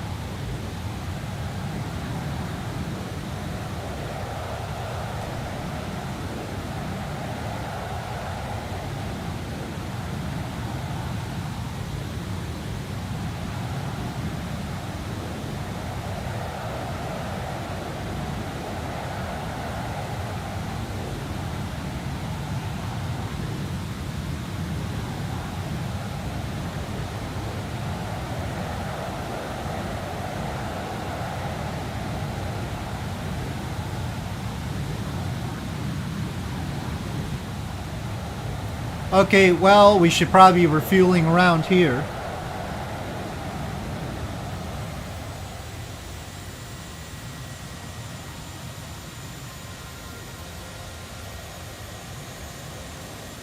Seems like a good refueling altitude.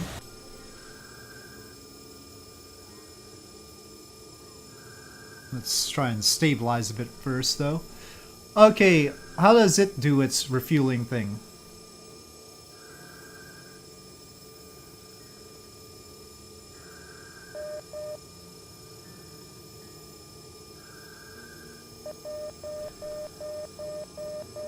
The refueling section doesn't really tell me how to trigger its refueling as opposed to something else. I don't know. We can certainly spawn another plane somehow.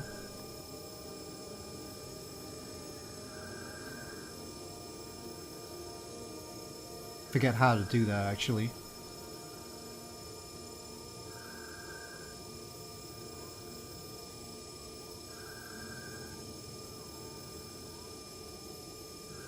Oh no, cancel.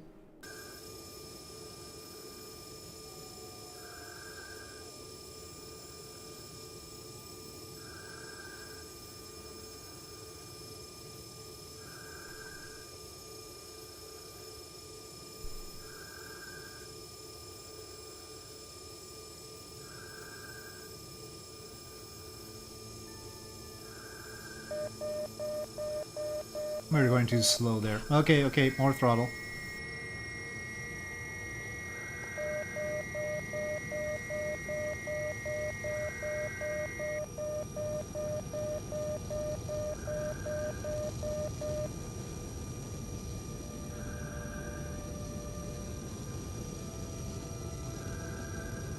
Surely it didn't have to keep the afterburner on while rendezvousing with the refueling plane, right?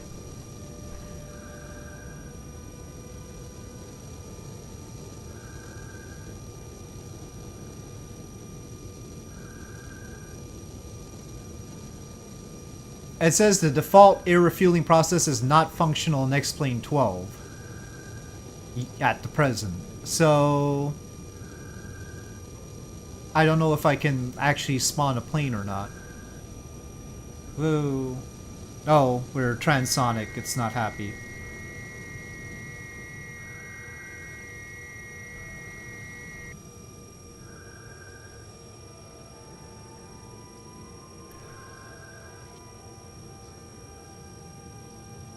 one afterburner on. I don't even know how to do that right now, so... Okay, well, we can't spawn the plane as far as I know. So I'm just gonna do it the cheaty way. And hope that the engine doesn't blow up. Will it know not to make the engine get on fire now? Or is the engine gonna get on fire? That is the suspense. So I'm gonna fill it up. Let me see if I can top it off even more.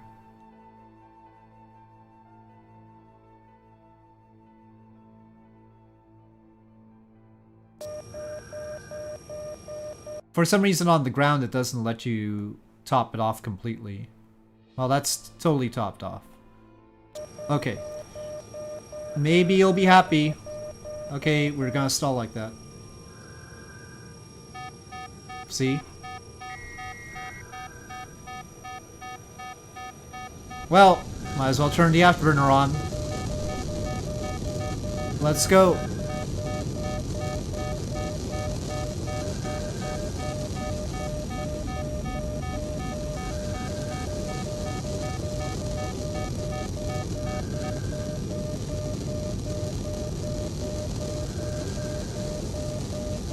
Is this igniter purge the actual nitrogen thingamajiggy? I'm not sure.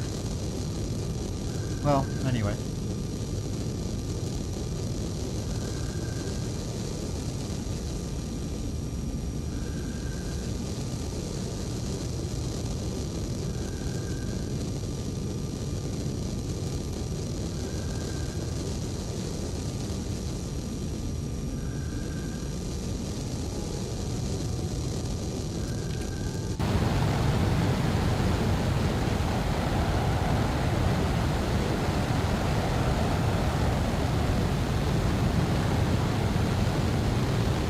Hopefully everything is purged.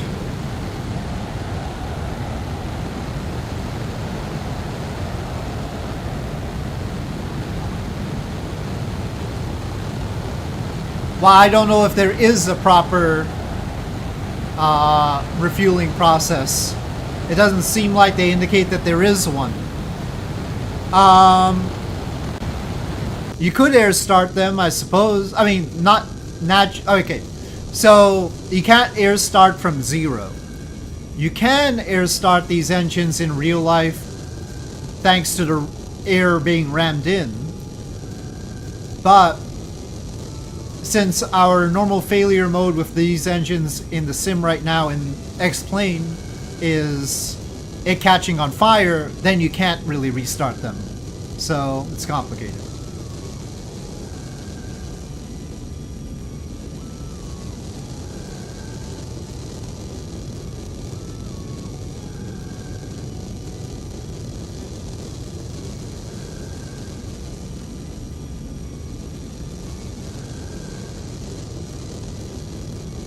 So, if the air is going through them fast enough, then you can restart them. And the restart switches are down here. See? Restart.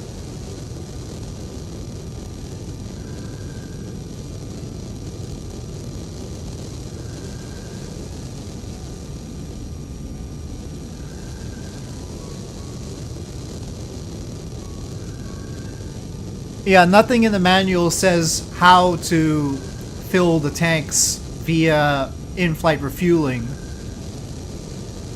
except to say that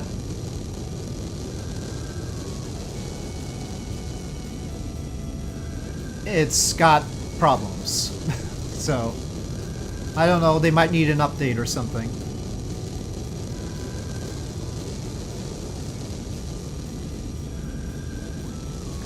The thing is, in X-Plane 11, there's an in-flight refueling system, but I'm not too sure that's operating here right now. There's a default in-flight refueling system.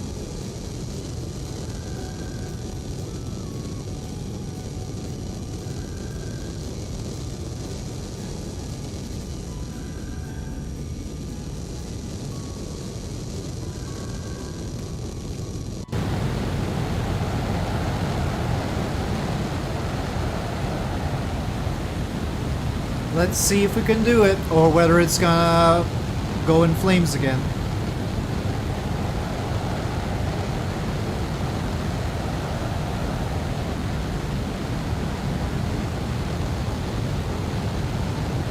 Yeah, I flew that yesterday. You can check out the stream from yesterday to see how that went.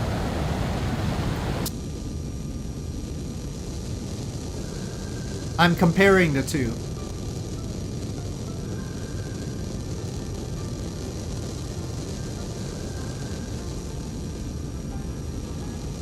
There are a lot of differences.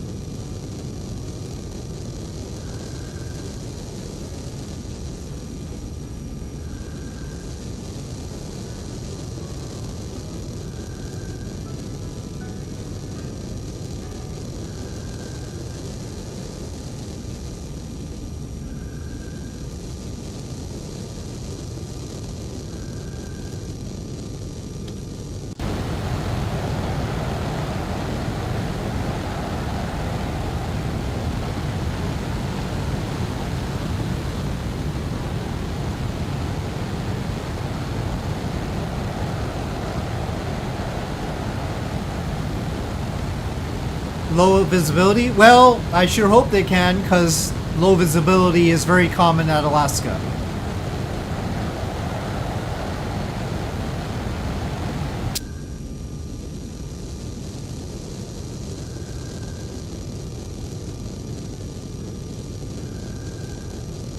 Very instrument landing approach, I suppose.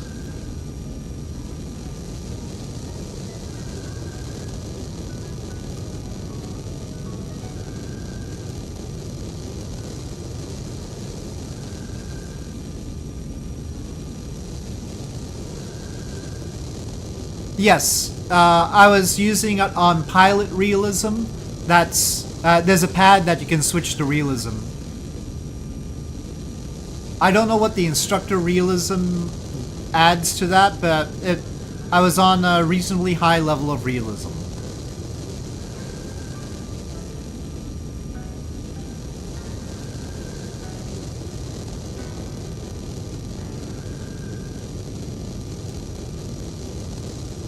The realism settings that you can toggle were on, and then, but the only thing is that above Pilot there's an instructor one, and I don't know what that changes exactly.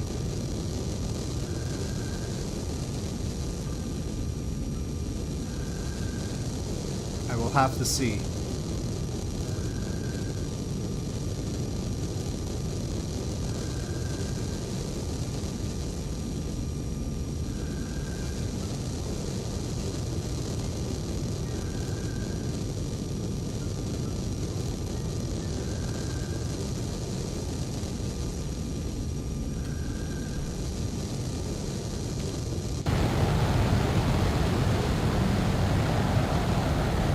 Still disturbing people.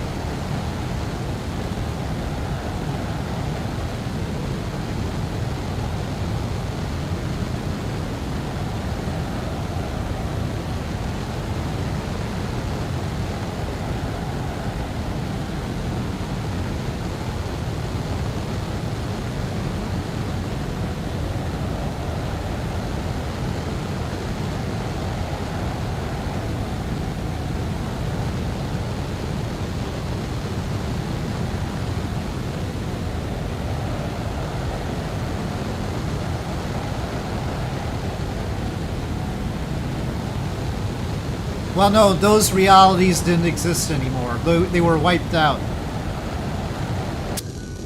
They were wiped out by whatever scourge wipes it out when we revert.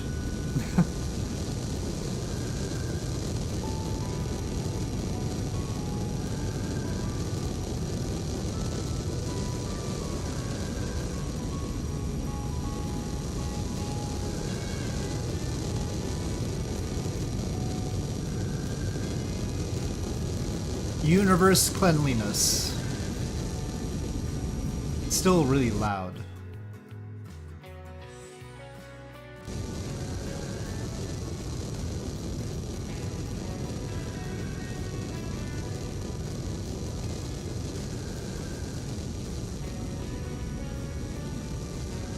Yeah, California.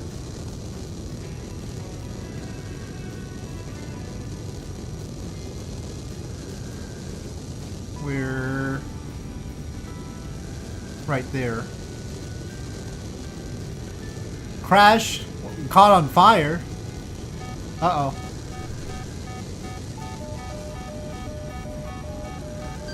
I was looking at the map.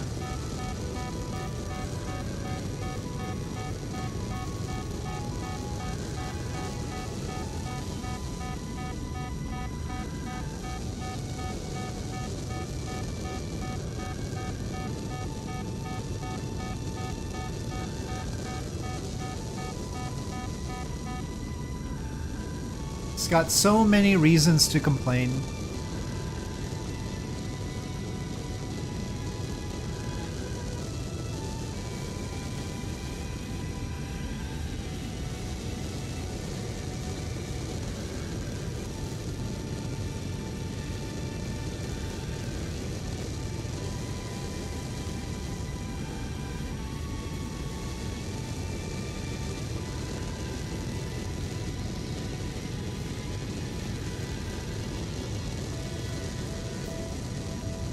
Well, sometimes it's worth putting up with the complaints.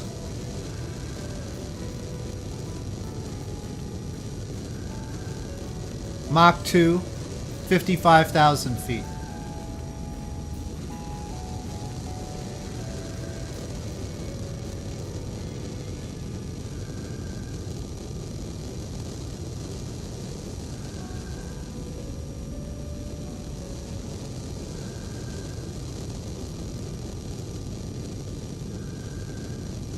We don't know nearly as much about the XB70. It can go Mach 3, but what were its quirks exactly, except for, you know, sucking in F104s?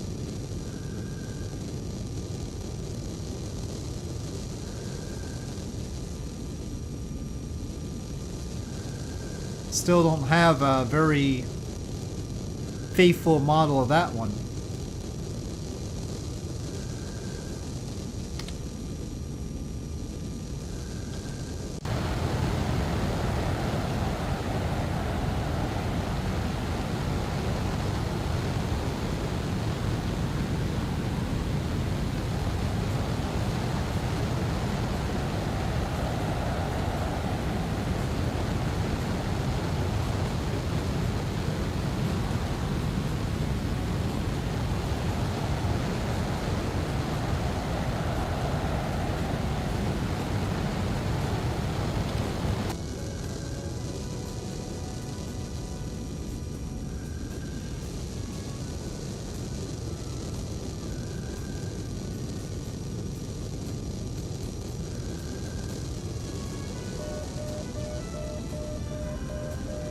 Well, remember, the point where we would catch on fire is Mach 2.6.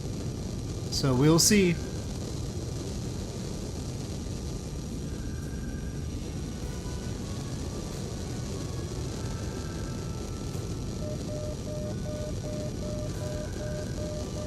We're getting beeps though. But that's probably the speed. I don't know. We're getting beeps.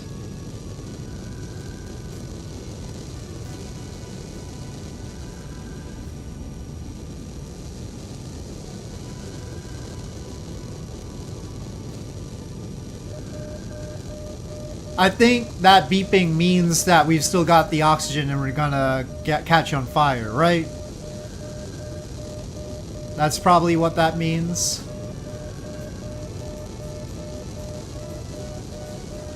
Is there anything we can do about that now? I guess I can fill it up again. Will it go away if I fill it up now? I hate to do this, but I have to find out. It doesn't go away though.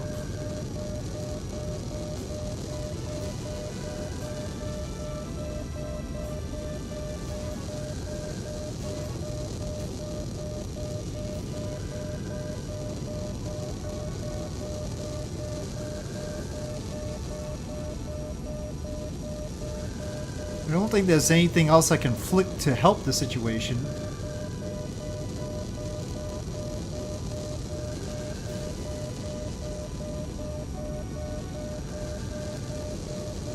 Definitely not.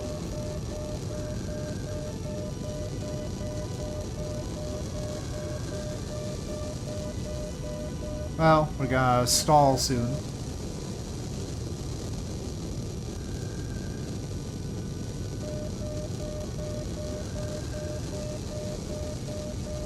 We're not doing Mach 4, we're at 2.4 right now. Well, I guess we're gonna end up blowing up. I don't know how else to...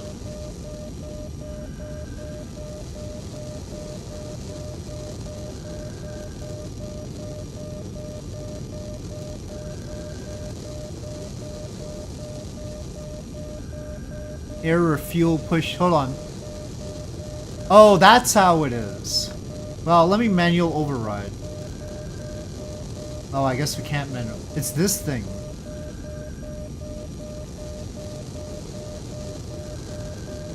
Is it ready? Where would the plane be if I flicked that switch?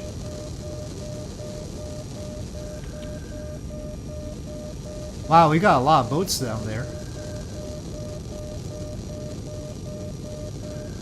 Well, I don't know if that refuel is even gonna pop up. Well, let's see. Are we gonna explode? Probably. Well, no, it went off this time. Huh. We're going faster and it turned off, so... Is that good? No, that's on again.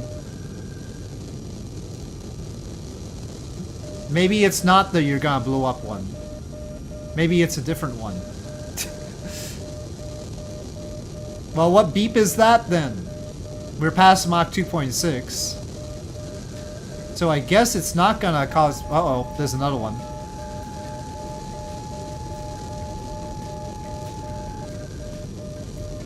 I guess it's not gonna cause me to explode, but I'm confused.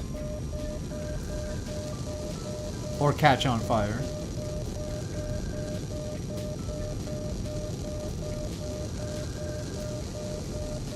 But what beep is it then?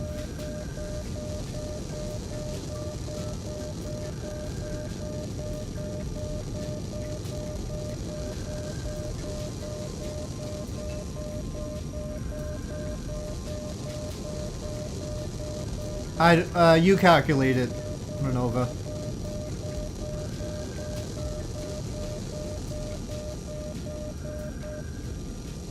Well, I throttled down and that seems to have made it happier. Well, nope, not so much, I guess.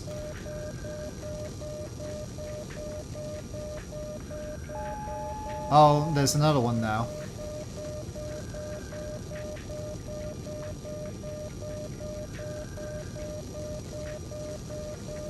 It's a long way to Alaska.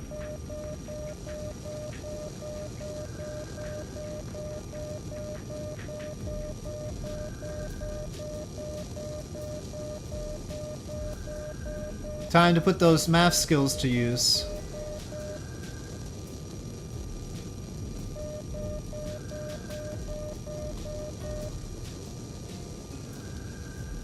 Well, it's quiet now. Don't ask me why.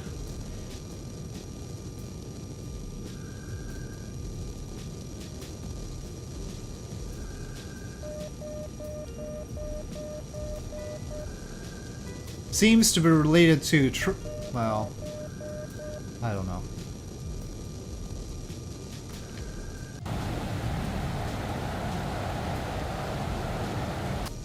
It does whatever it feels like.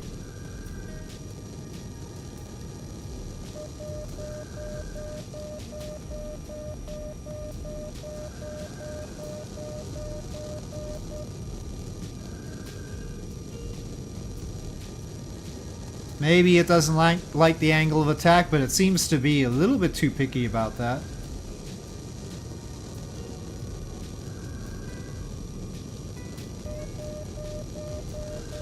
No, I mean, it seems to relate it to the trim. I tried the autopilot, it wobbled a lot.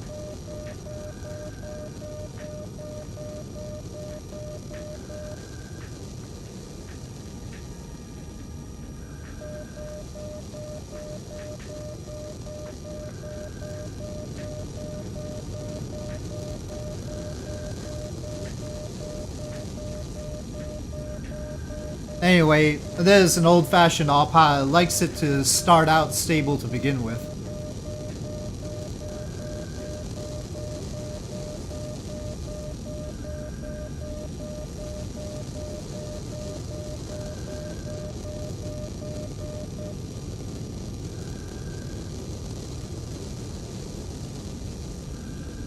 $75,000 feet. Mach 2.92.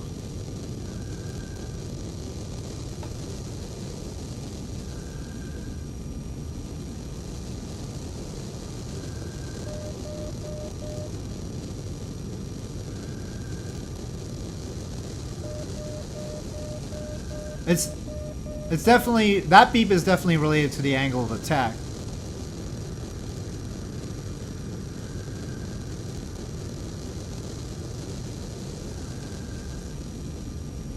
How many times do I estimate a day? Constantly. Like, while I'm flying the plane, while I'm on the treadmill, I'm doing little calculations. Constantly estimating things. Which is why I didn't want to bother with your estimation, because I'm doing my own calculations here.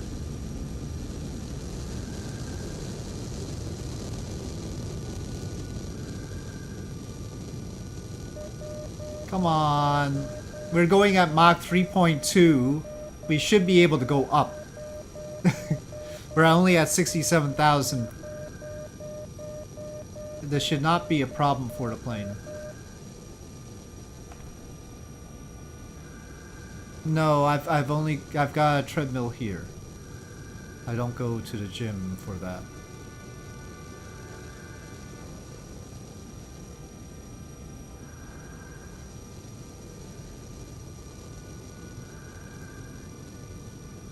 Mach 3.2, 70,000 feet.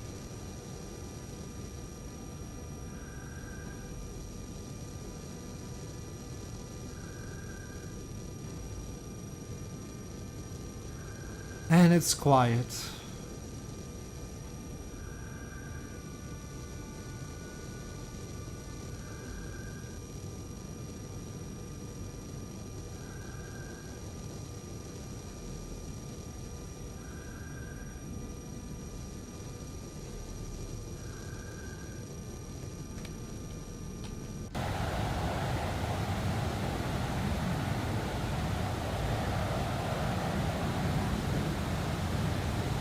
Chugging along. Finally.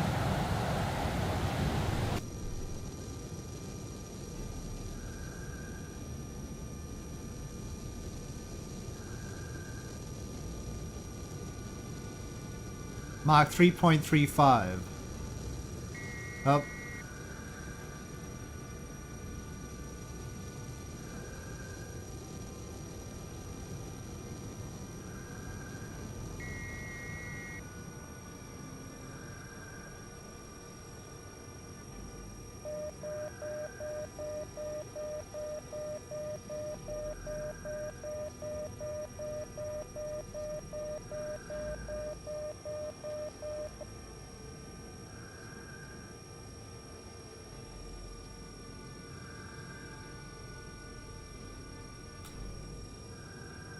You saw somebody green?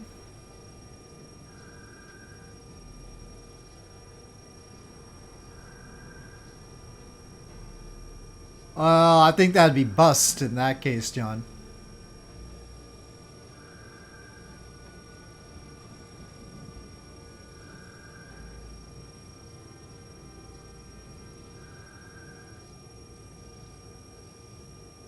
Well, will I be able to hold Mach 3 without engaging the afterburner again?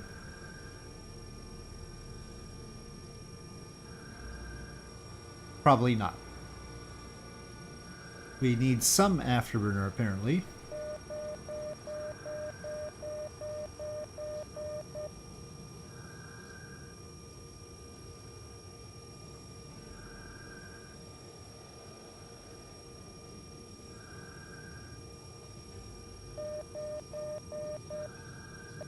I've never gone to a 24-hour fitness.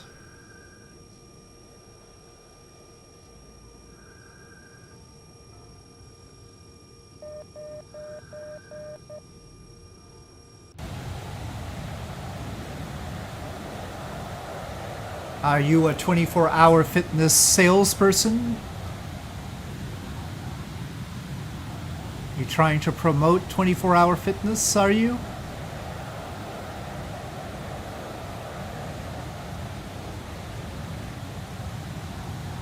Figures.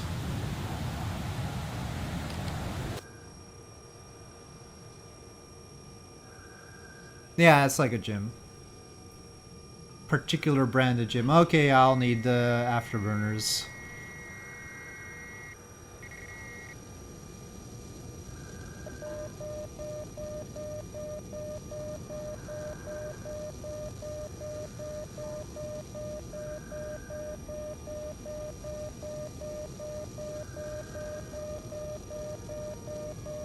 But can I get just enough speed so it doesn't break?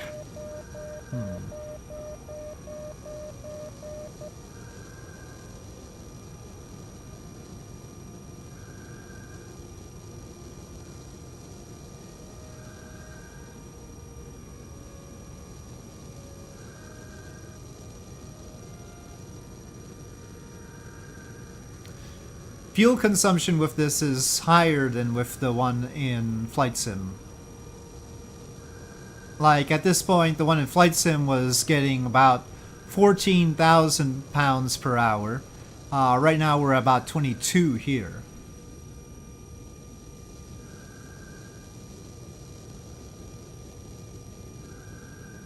Smoother?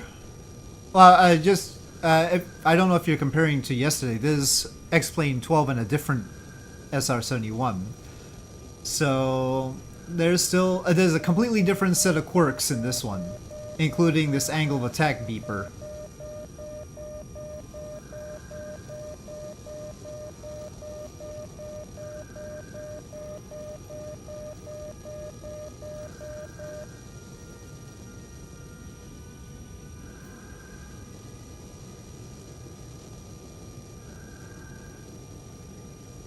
Yesterday was Flight Sim with that SR-71, and this time it's in X-Plane 12.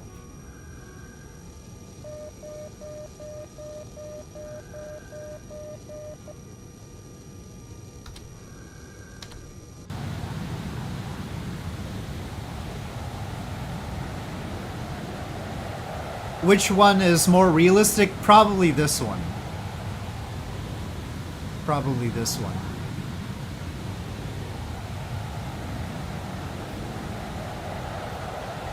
Though the other one has some interesting features too.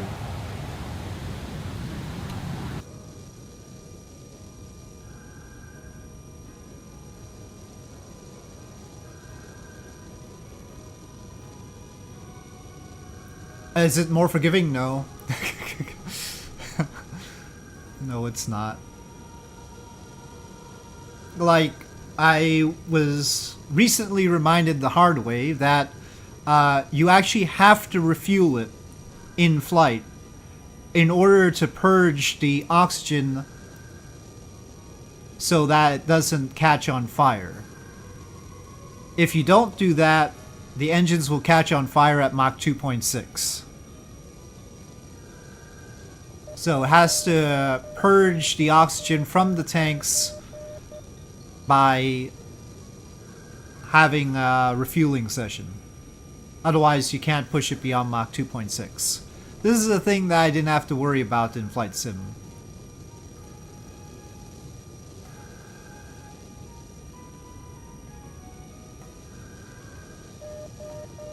And then there's this angle attack beep.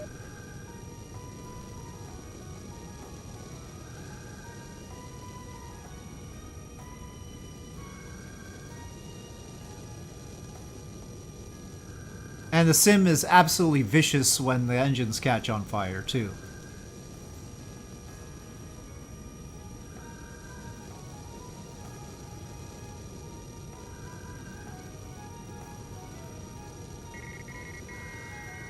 The thing is, if I don't throttle down, it's gonna go too fast. I'm getting one beep or another.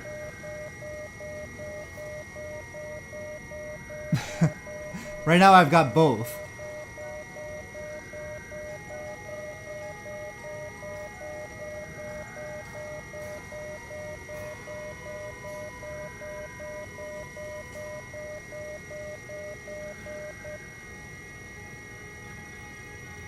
But at most I can figure out how to have one beep. Or one tone. We're at Mach 3.4 right now.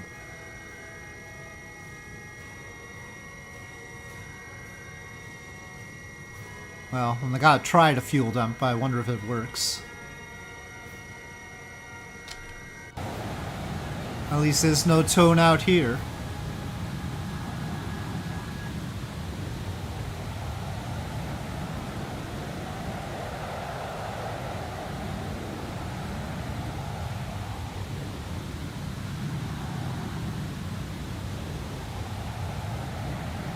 Whoa, world adjusting.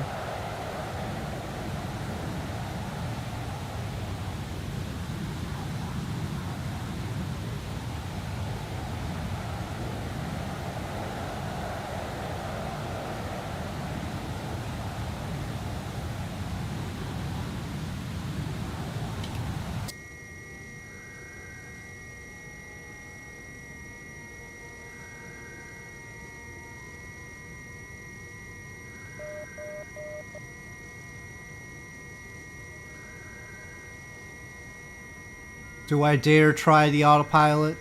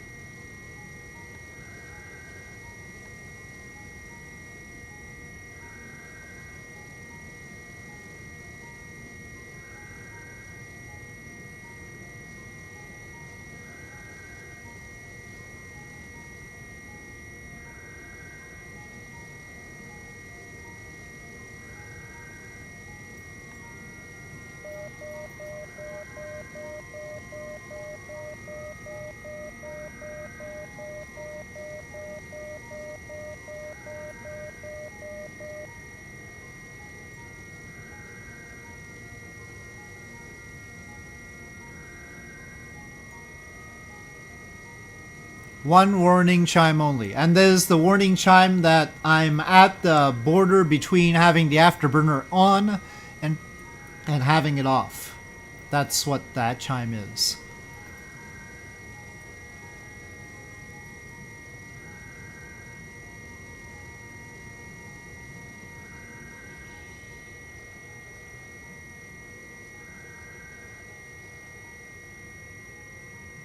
And the issue is that if I have it completely off, I'm not entirely sure that we can keep chugging the way we want to.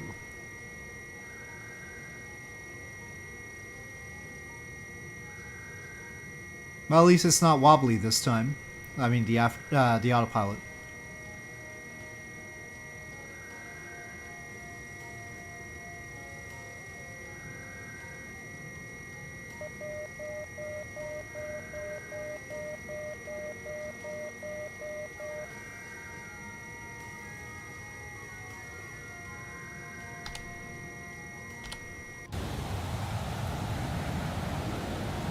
Can I survive?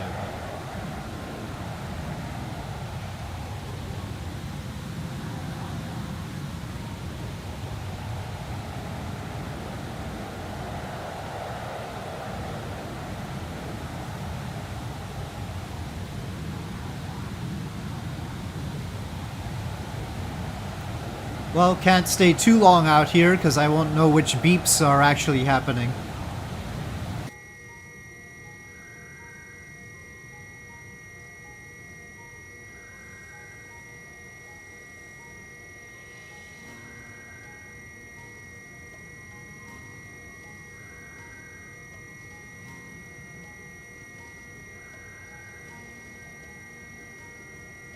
77,000 feet, Mach 3.4 right now.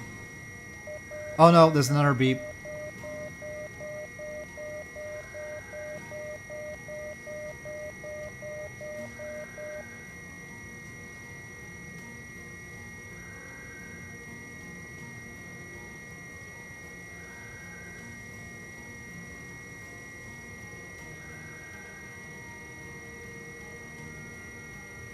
Oh, come on.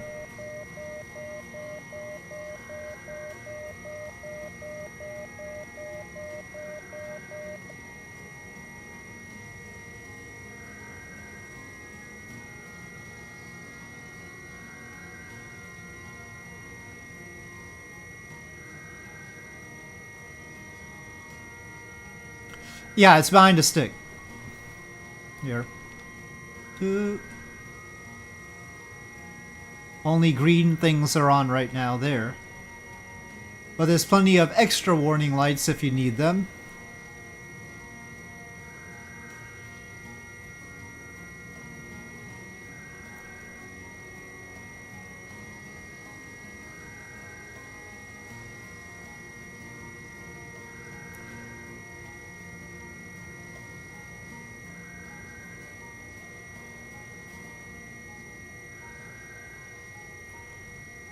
Lots of green lights. This little panel works somewhat differently than the one in Flight Sim. It's more for weather, apparently.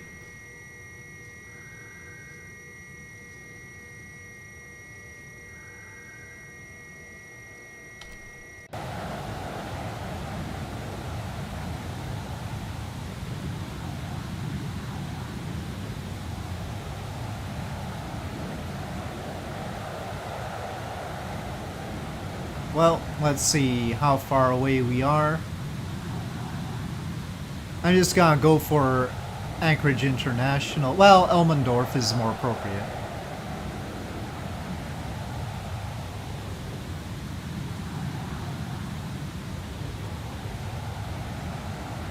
Currently still over 1,000 nautical miles.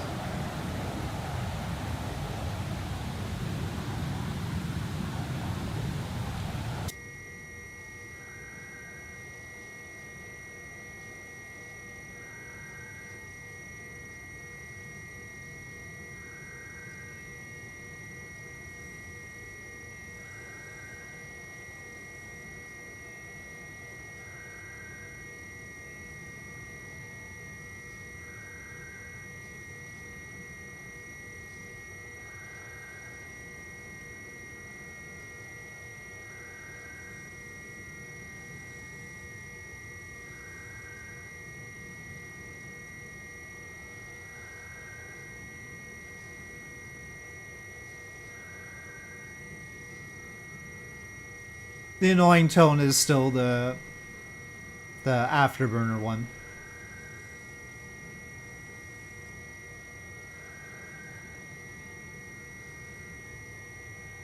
If only there's a way to turn off the afterburner warning tone.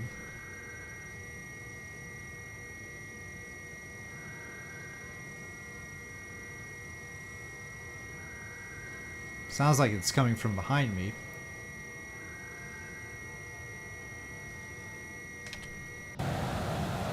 Well, we can just stay out here, I guess. We're pretty stable now.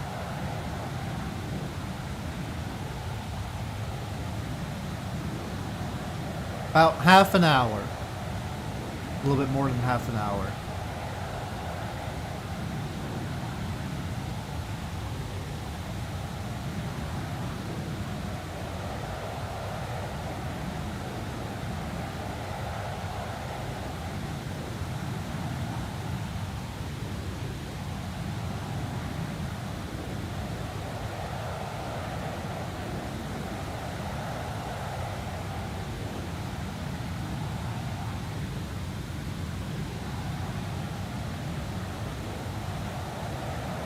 Those clouds sure look high. All things considered, since I'm at 77,000 feet.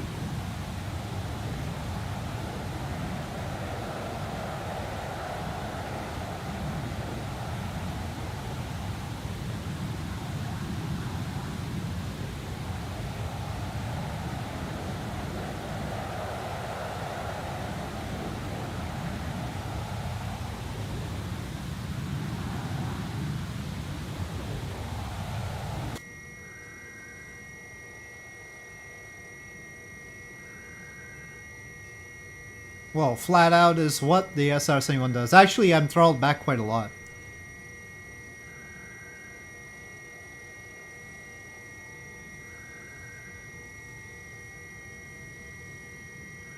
I guess you can sort of see that with the engine percent open. You can see that the nozzle is actually as tight as possible without disengaging the afterburner. That percent open end left and end right is indicating that.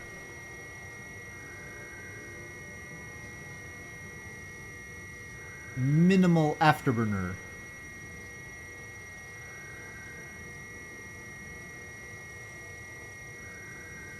I guess I can experiment to see what will happen if I turn it off. But I don't want to go any slower, really.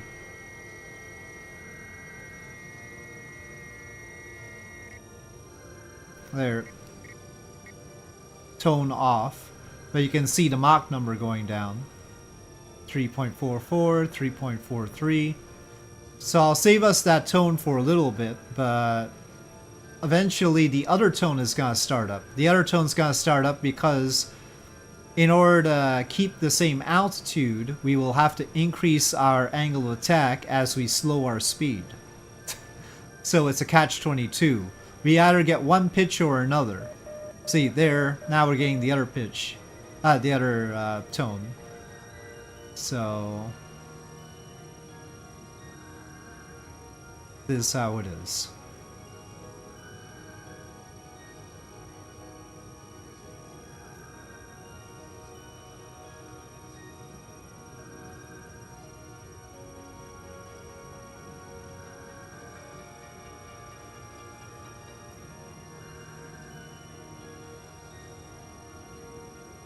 Well, for now, they're quiet, but we'll see how long that lasts without us going below Mach 3.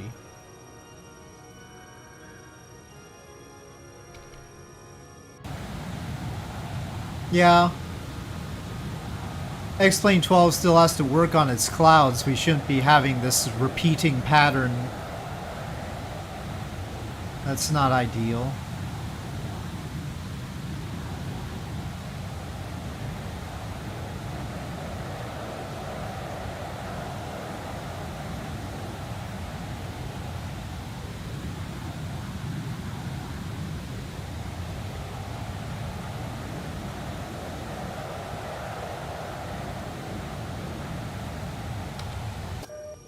Oh, see, a beep returned.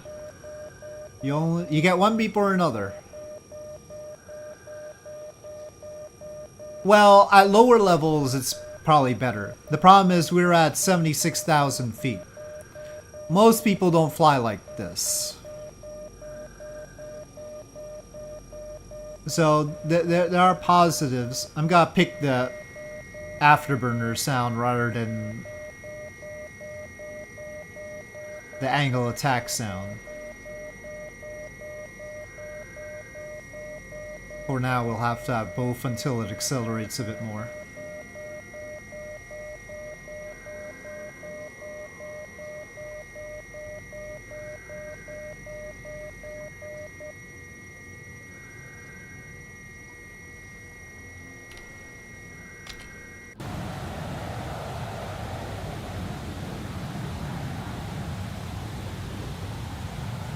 But yeah, maybe it's better at 30,000 feet, you know?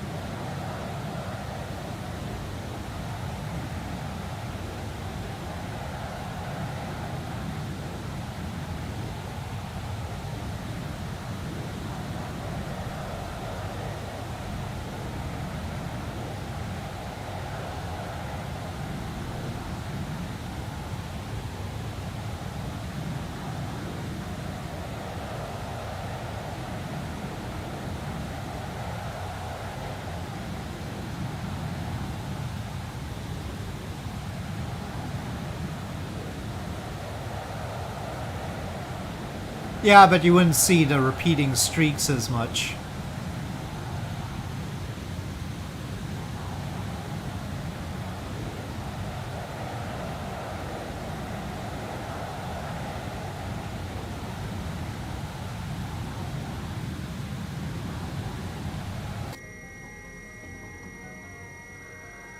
Well, that's the expected tone.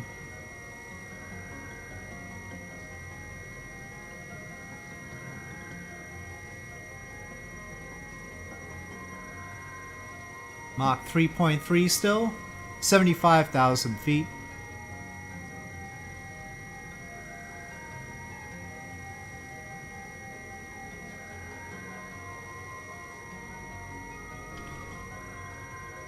Try to make myself taller here to look out the window.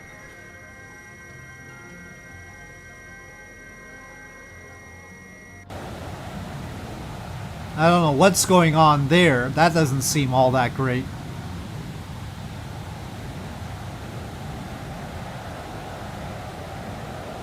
That doesn't seem great at all.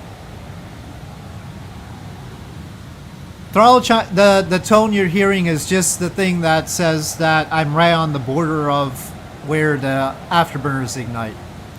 So we technically have afterburners on, but really, really lightly.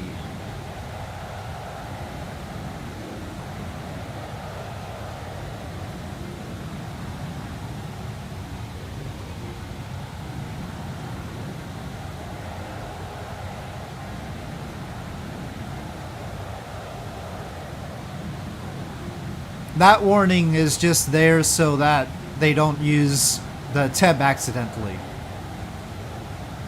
Well, if I could turn off the afterburners completely, then we'd be super cruising. But I don't think I can and still maintain Mach 3.3.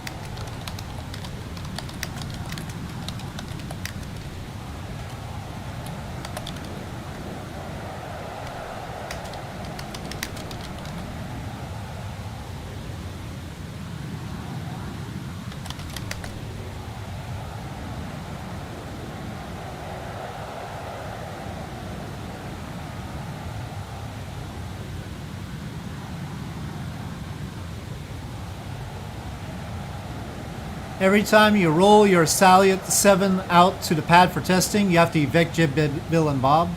Yeah, of course. What did you expect? Standard practice?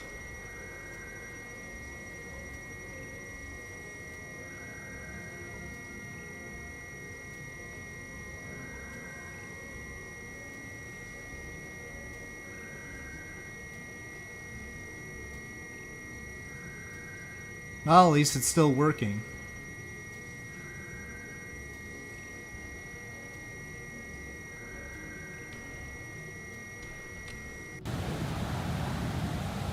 I'll have to try that refueling switch in the proper situation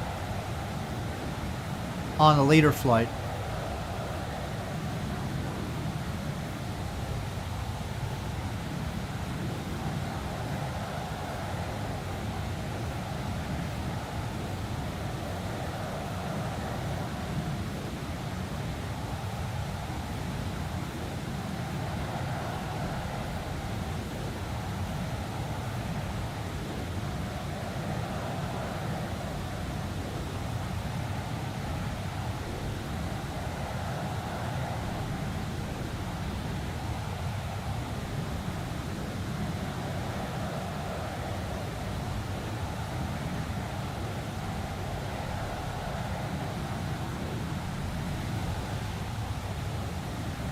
Bit of shininess.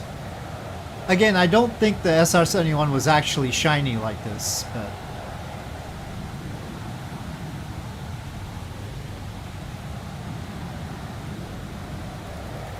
Yeah, we'd have to go to 30,000 feet. Or something like that, yeah. Still don't know how it will look, or whether it'll work right or not.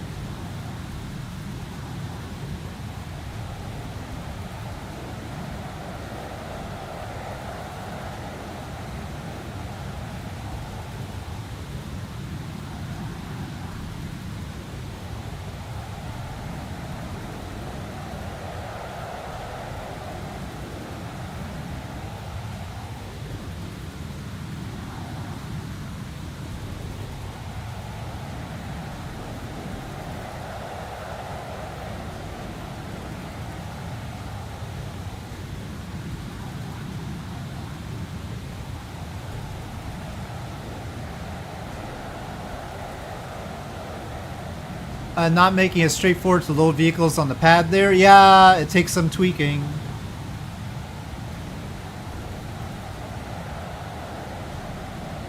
Such is the price.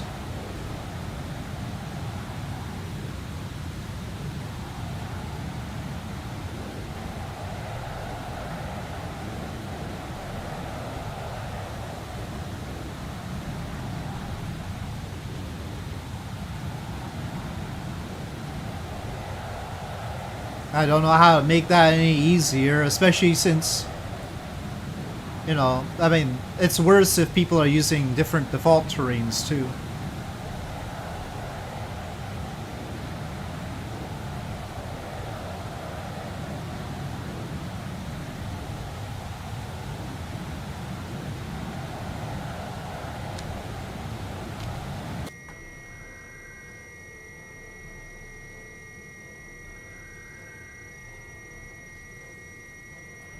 Well, seem to be going nominally now.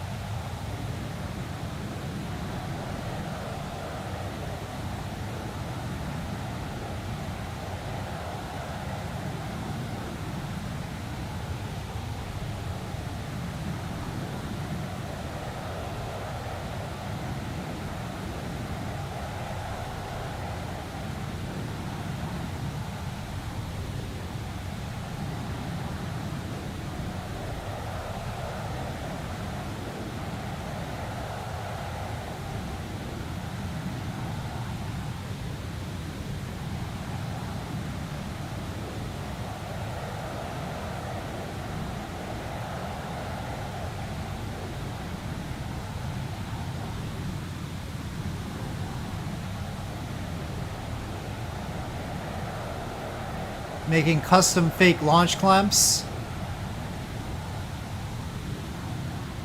Your Proton, huh? Proton doesn't even have real launch clamps as such in real life. It just sort of sits there.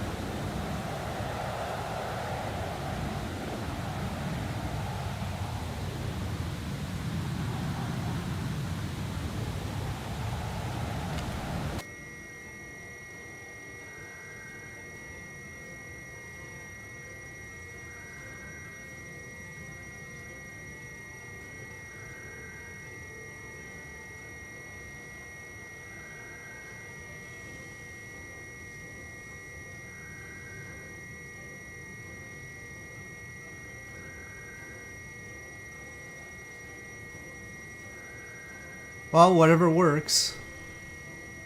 It's Soviet, so, you know, whatever works. This is how they go.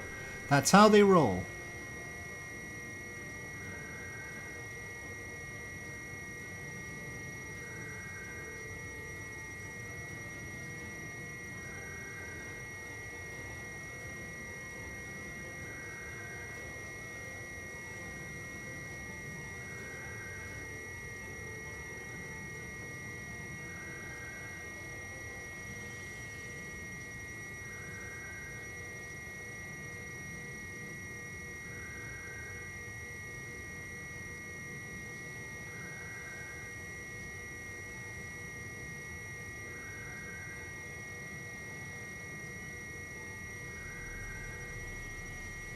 This might be a good time to double check the keys for the brakes so that I can land properly.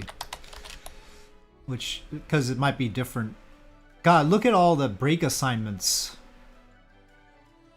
I don't want joystick. Well, I should probably map a keyboard one just in case too. Okay, not the gamepad.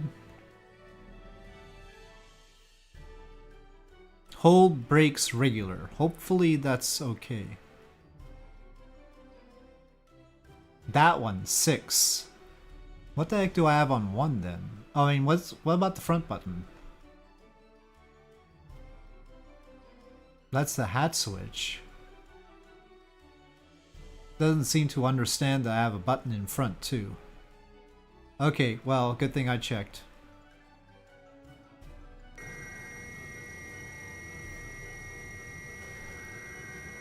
Well, I can't tell you how many times, because it's mapped to something different than my normal brakes, so sometimes I just fail to stop and explain. What can I say? There's also the drag chute. Gotta hit that. Maybe I should have that on a key. Let's see. Doesn't have a search thing here.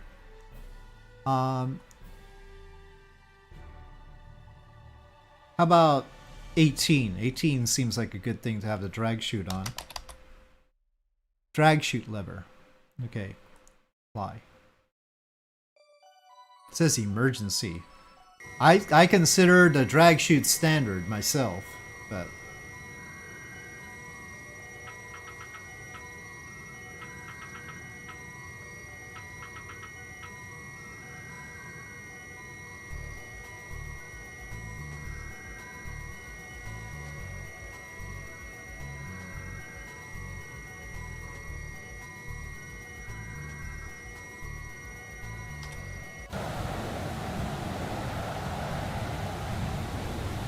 well, these here are nicer clouds. At least they don't have streaks.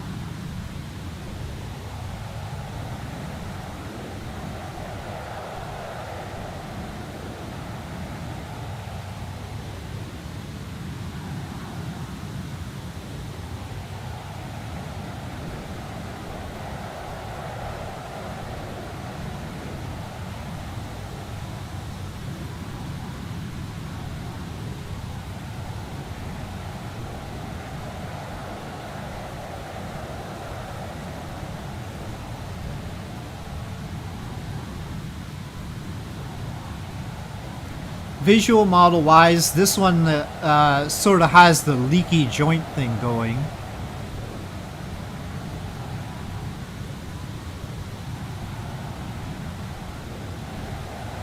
But the one in Flight Sim has the overall tone a little bit better. Depends how shiny you want it.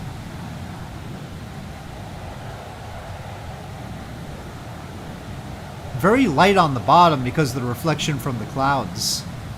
I mean, the VSKYLABS one just reflects so much more than the one I saw in real life or the one in Flight Sim.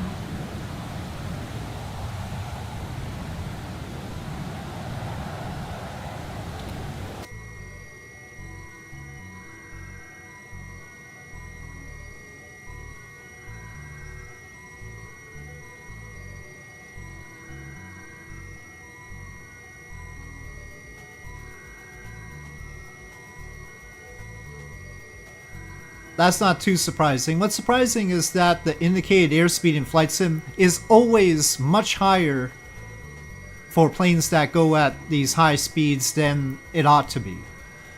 I don't know how Flight Sim does its indicated airspeed, but it always seems way off. With the Concorde as well, it's weird. This is more normal.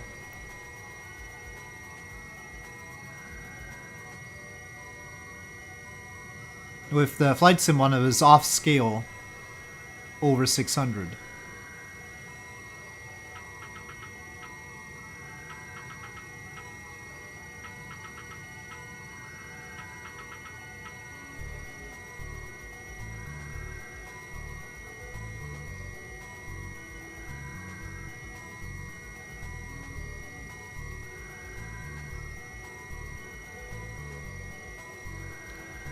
The CG situation is also somewhat different, I feel. But maybe it's got a different logic to how it's training the tanks.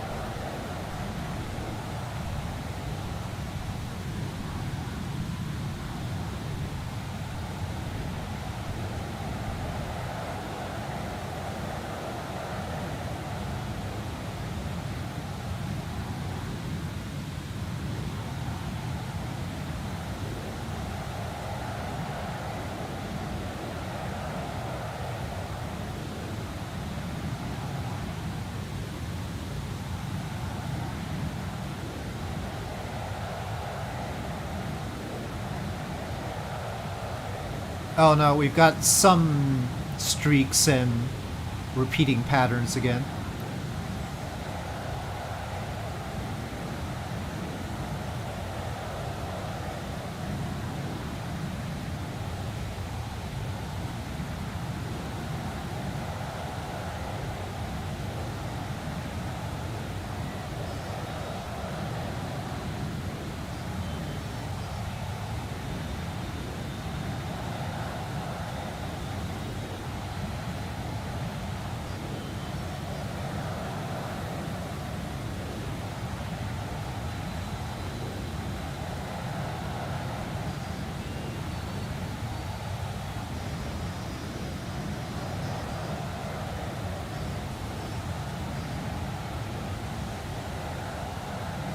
Ground speed.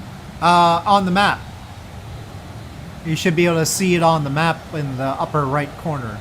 If you mean in the cockpit, no.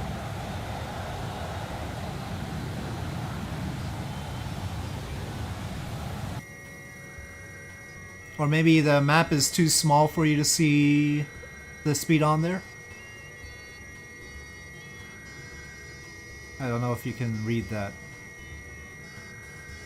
But that's what it's there for.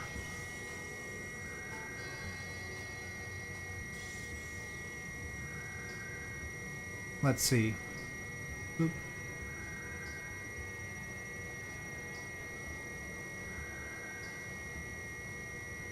Is it better?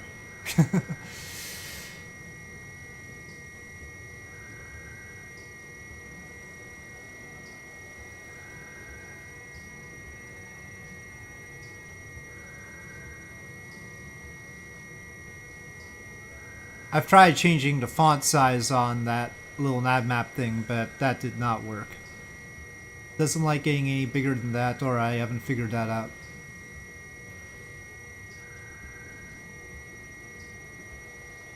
No, indicated speed and ground speed are not near the same at Mach 3. The indicated airspeed right now, which is the air that the airframe is feeling, is only about 480. The ground speed is 1,897, so it's a very big gap at Mach 3. The reason why the indicated airspeed is so low is because the air is thin. Up here at 77,000, the indicated airspeed. What the indicated airspeed is trying to tell you is how much air is going over the wings, so that you can calibrate based on the stall speed, right? Because the aircraft stall speed is how much air is going over the wings to keep it afloat, or, you know, keep lift. So when you're in thin atmosphere, the indicated airspeed is much lower than your ground speed, because there's not as many air particles. But you need to know that because the amount of air particles going over the wing is exactly what creates lift. So the indicator speed is still very important. But the ground speed is much, much higher.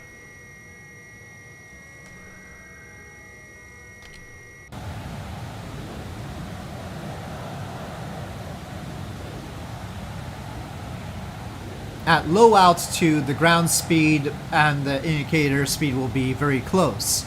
The only difference between the indicator speed and the ground speed at low altitude is the wind.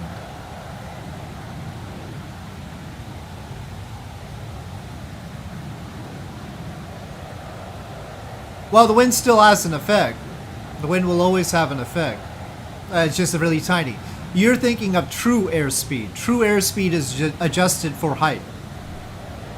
True airspeed is what your real speed going through the air is. Unfortunately, nothing indicates that. The map doesn't. Inside the cockpit, there's no indication of true airspeed because we just use Mach number. So it's just fine going with the Mach number for that purpose.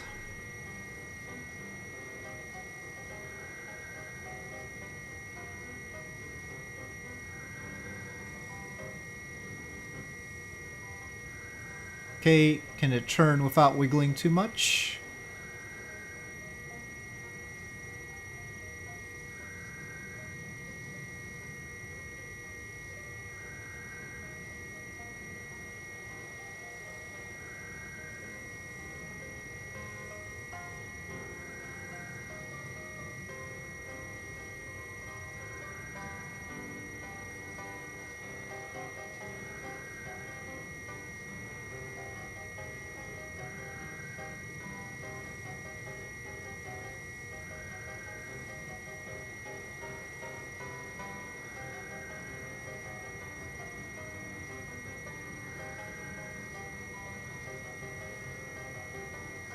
Well, I don't know how well they simulate it, but it's complicated. They've got the EAS here as an alternative. But the airspeed indicator, I guess, gets some air somehow and detects it, but I don't do much with the indicator speed when we're up here. Everything is to do with this EAS and Mach number down there.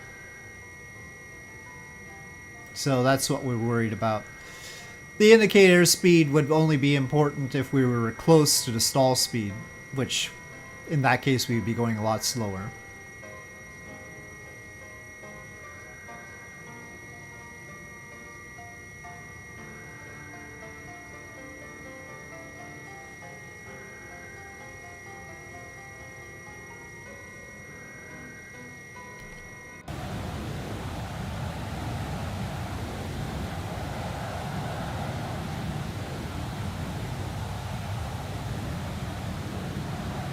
But maybe they designed something special for the SR-71, or the computers do something, I don't know. How it reads the indicator speed.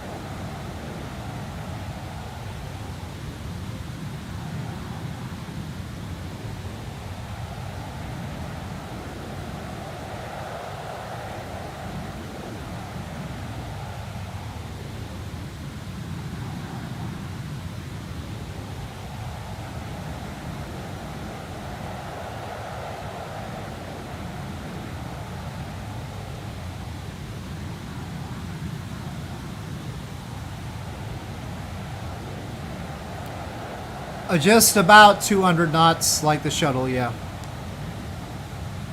A little bit less than that, but not when I'm doing it. But I tend to land a little bit fast, probably.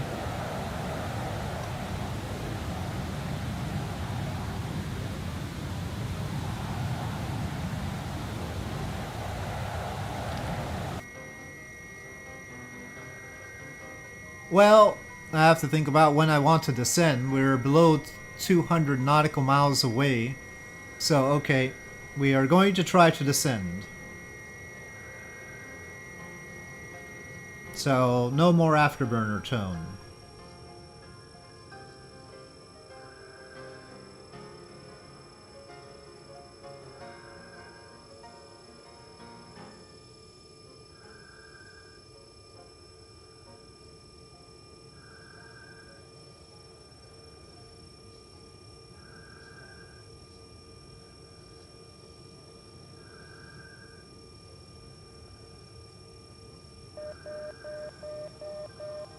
Oh no, this thing drops like a rock, so we don't need S-turns.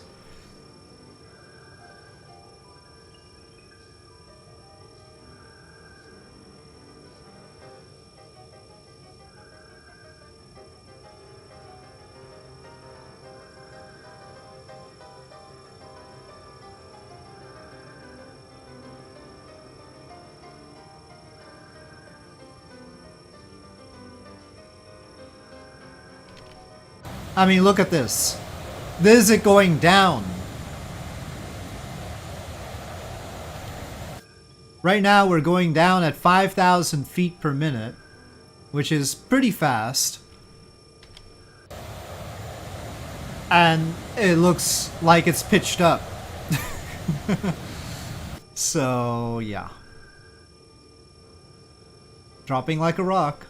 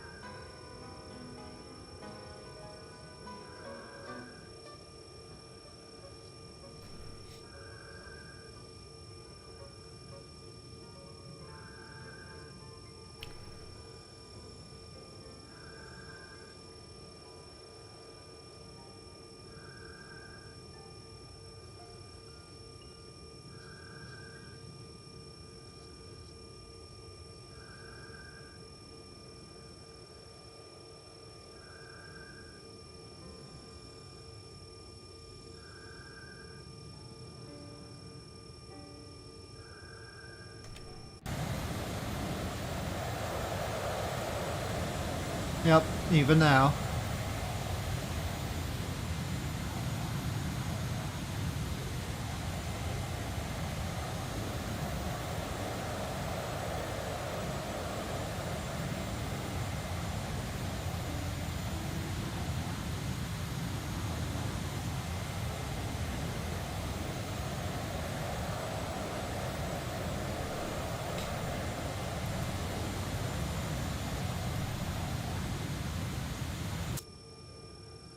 Unfortunately, my scenery for Alaska is not quite as nice as what I've got for California. I think this is mostly default.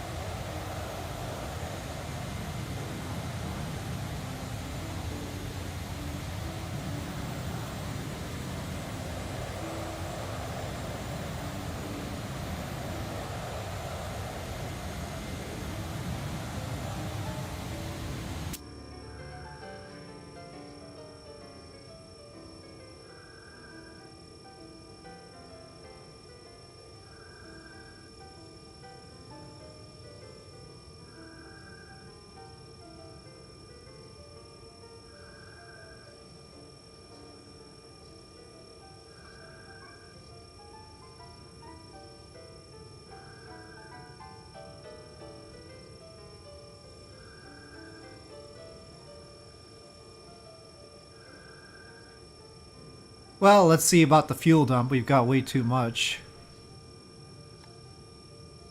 It's a lot faster than the one in Flight Sim. Oh. We've got CG problems. Forward transfer? Oh no, I want aft transfer actually.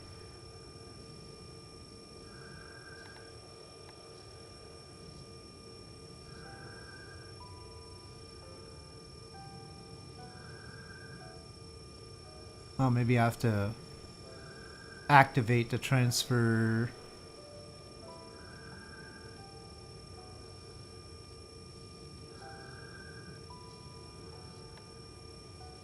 Okay, yeah.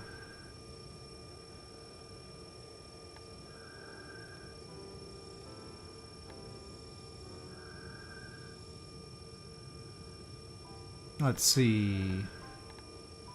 4 has only a little bit.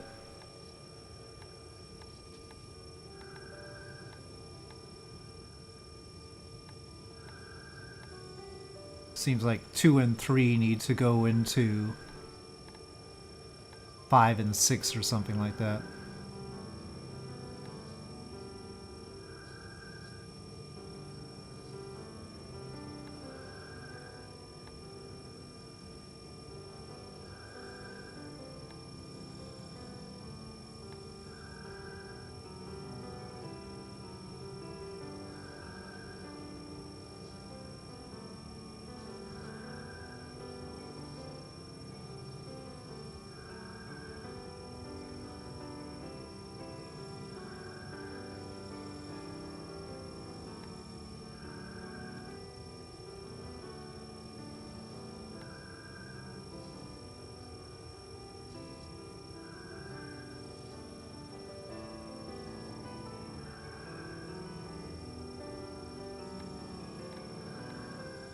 Nope, now it's jittery though.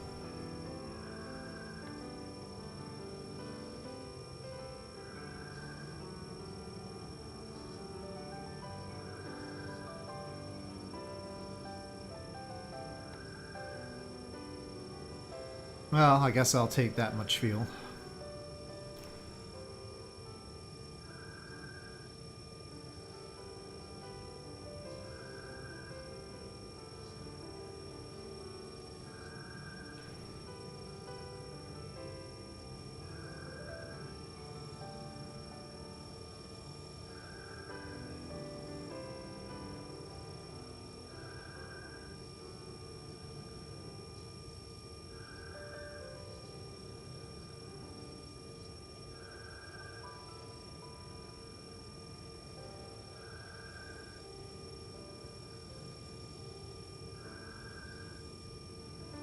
Well, we are below Mach 1.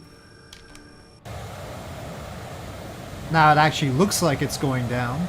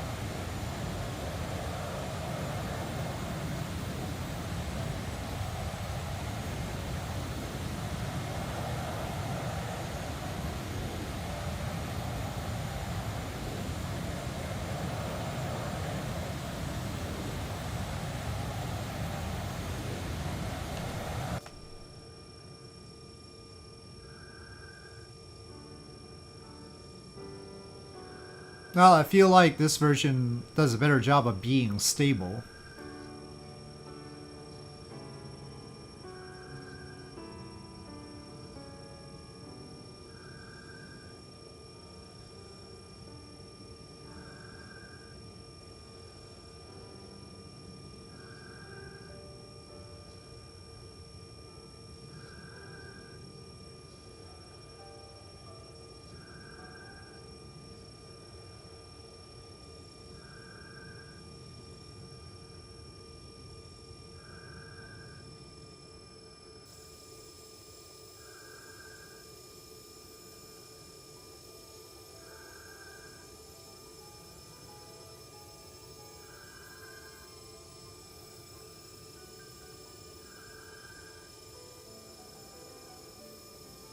And just as I say that, it starts jostling, but that's okay. It's understandable.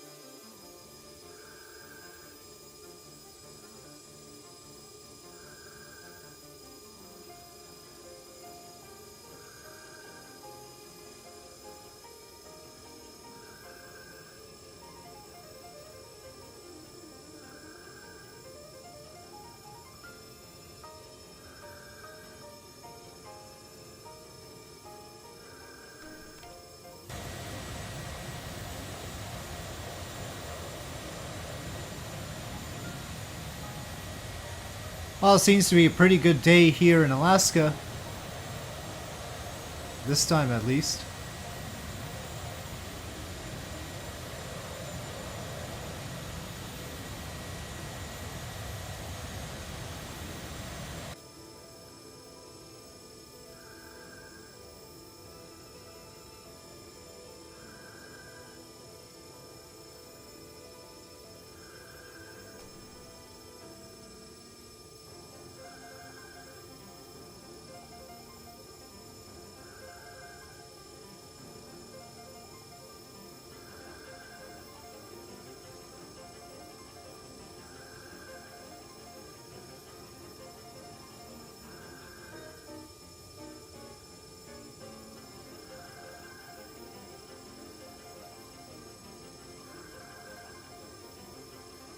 Okay, well, I'll have to take it from here.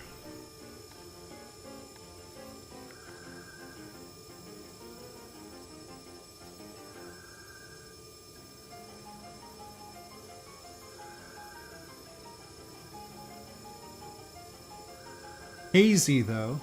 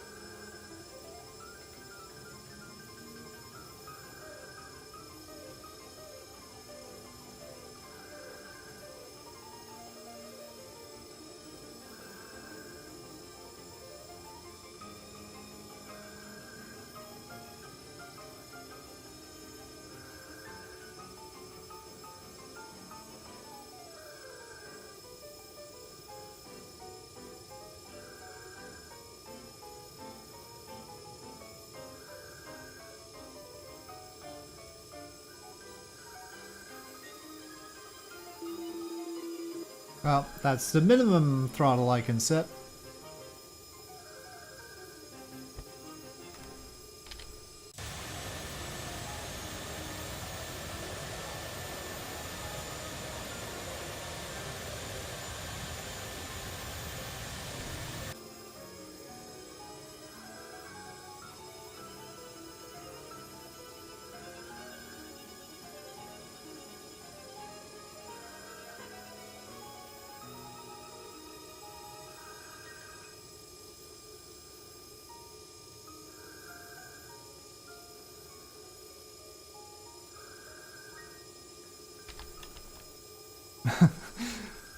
This thing in the middle.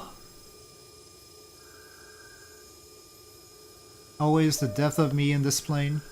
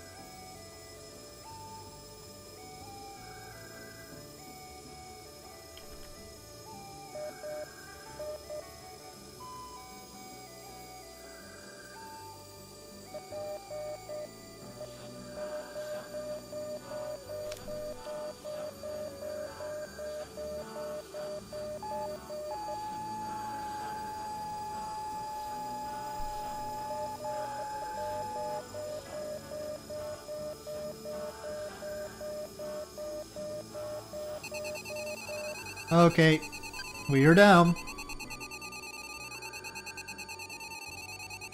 Okay. Eek. Whoa. Okay.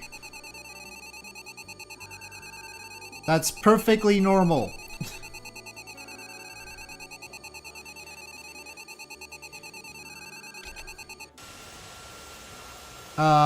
The parachute might need to come off though.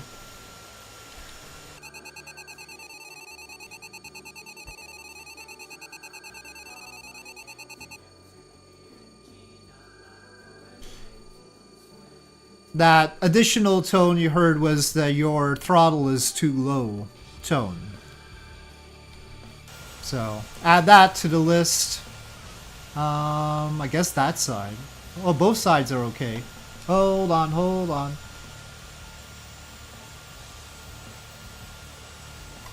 See. Yeah, we'll go off here.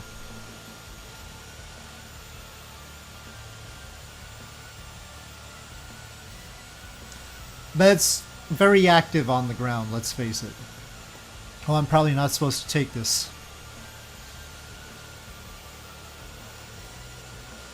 Hello, Billy. I'm just about wrapping it up, though. I've arrived.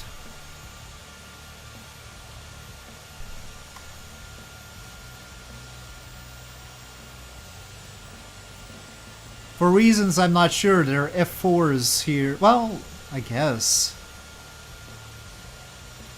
F4s at Elmendorf wouldn't be completely incorrect.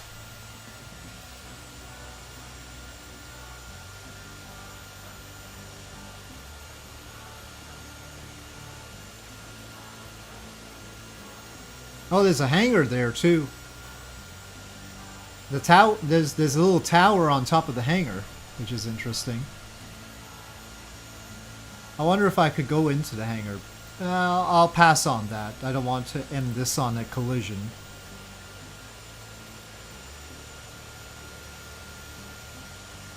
Come on. Well, I'm gotta be pokey outy anyway. Yes. Stop.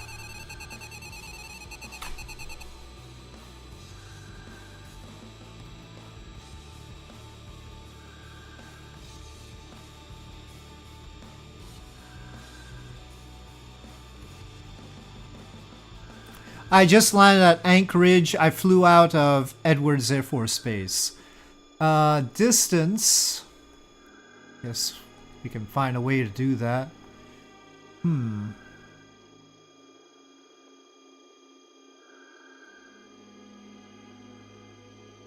About 2,000 nautical miles or so.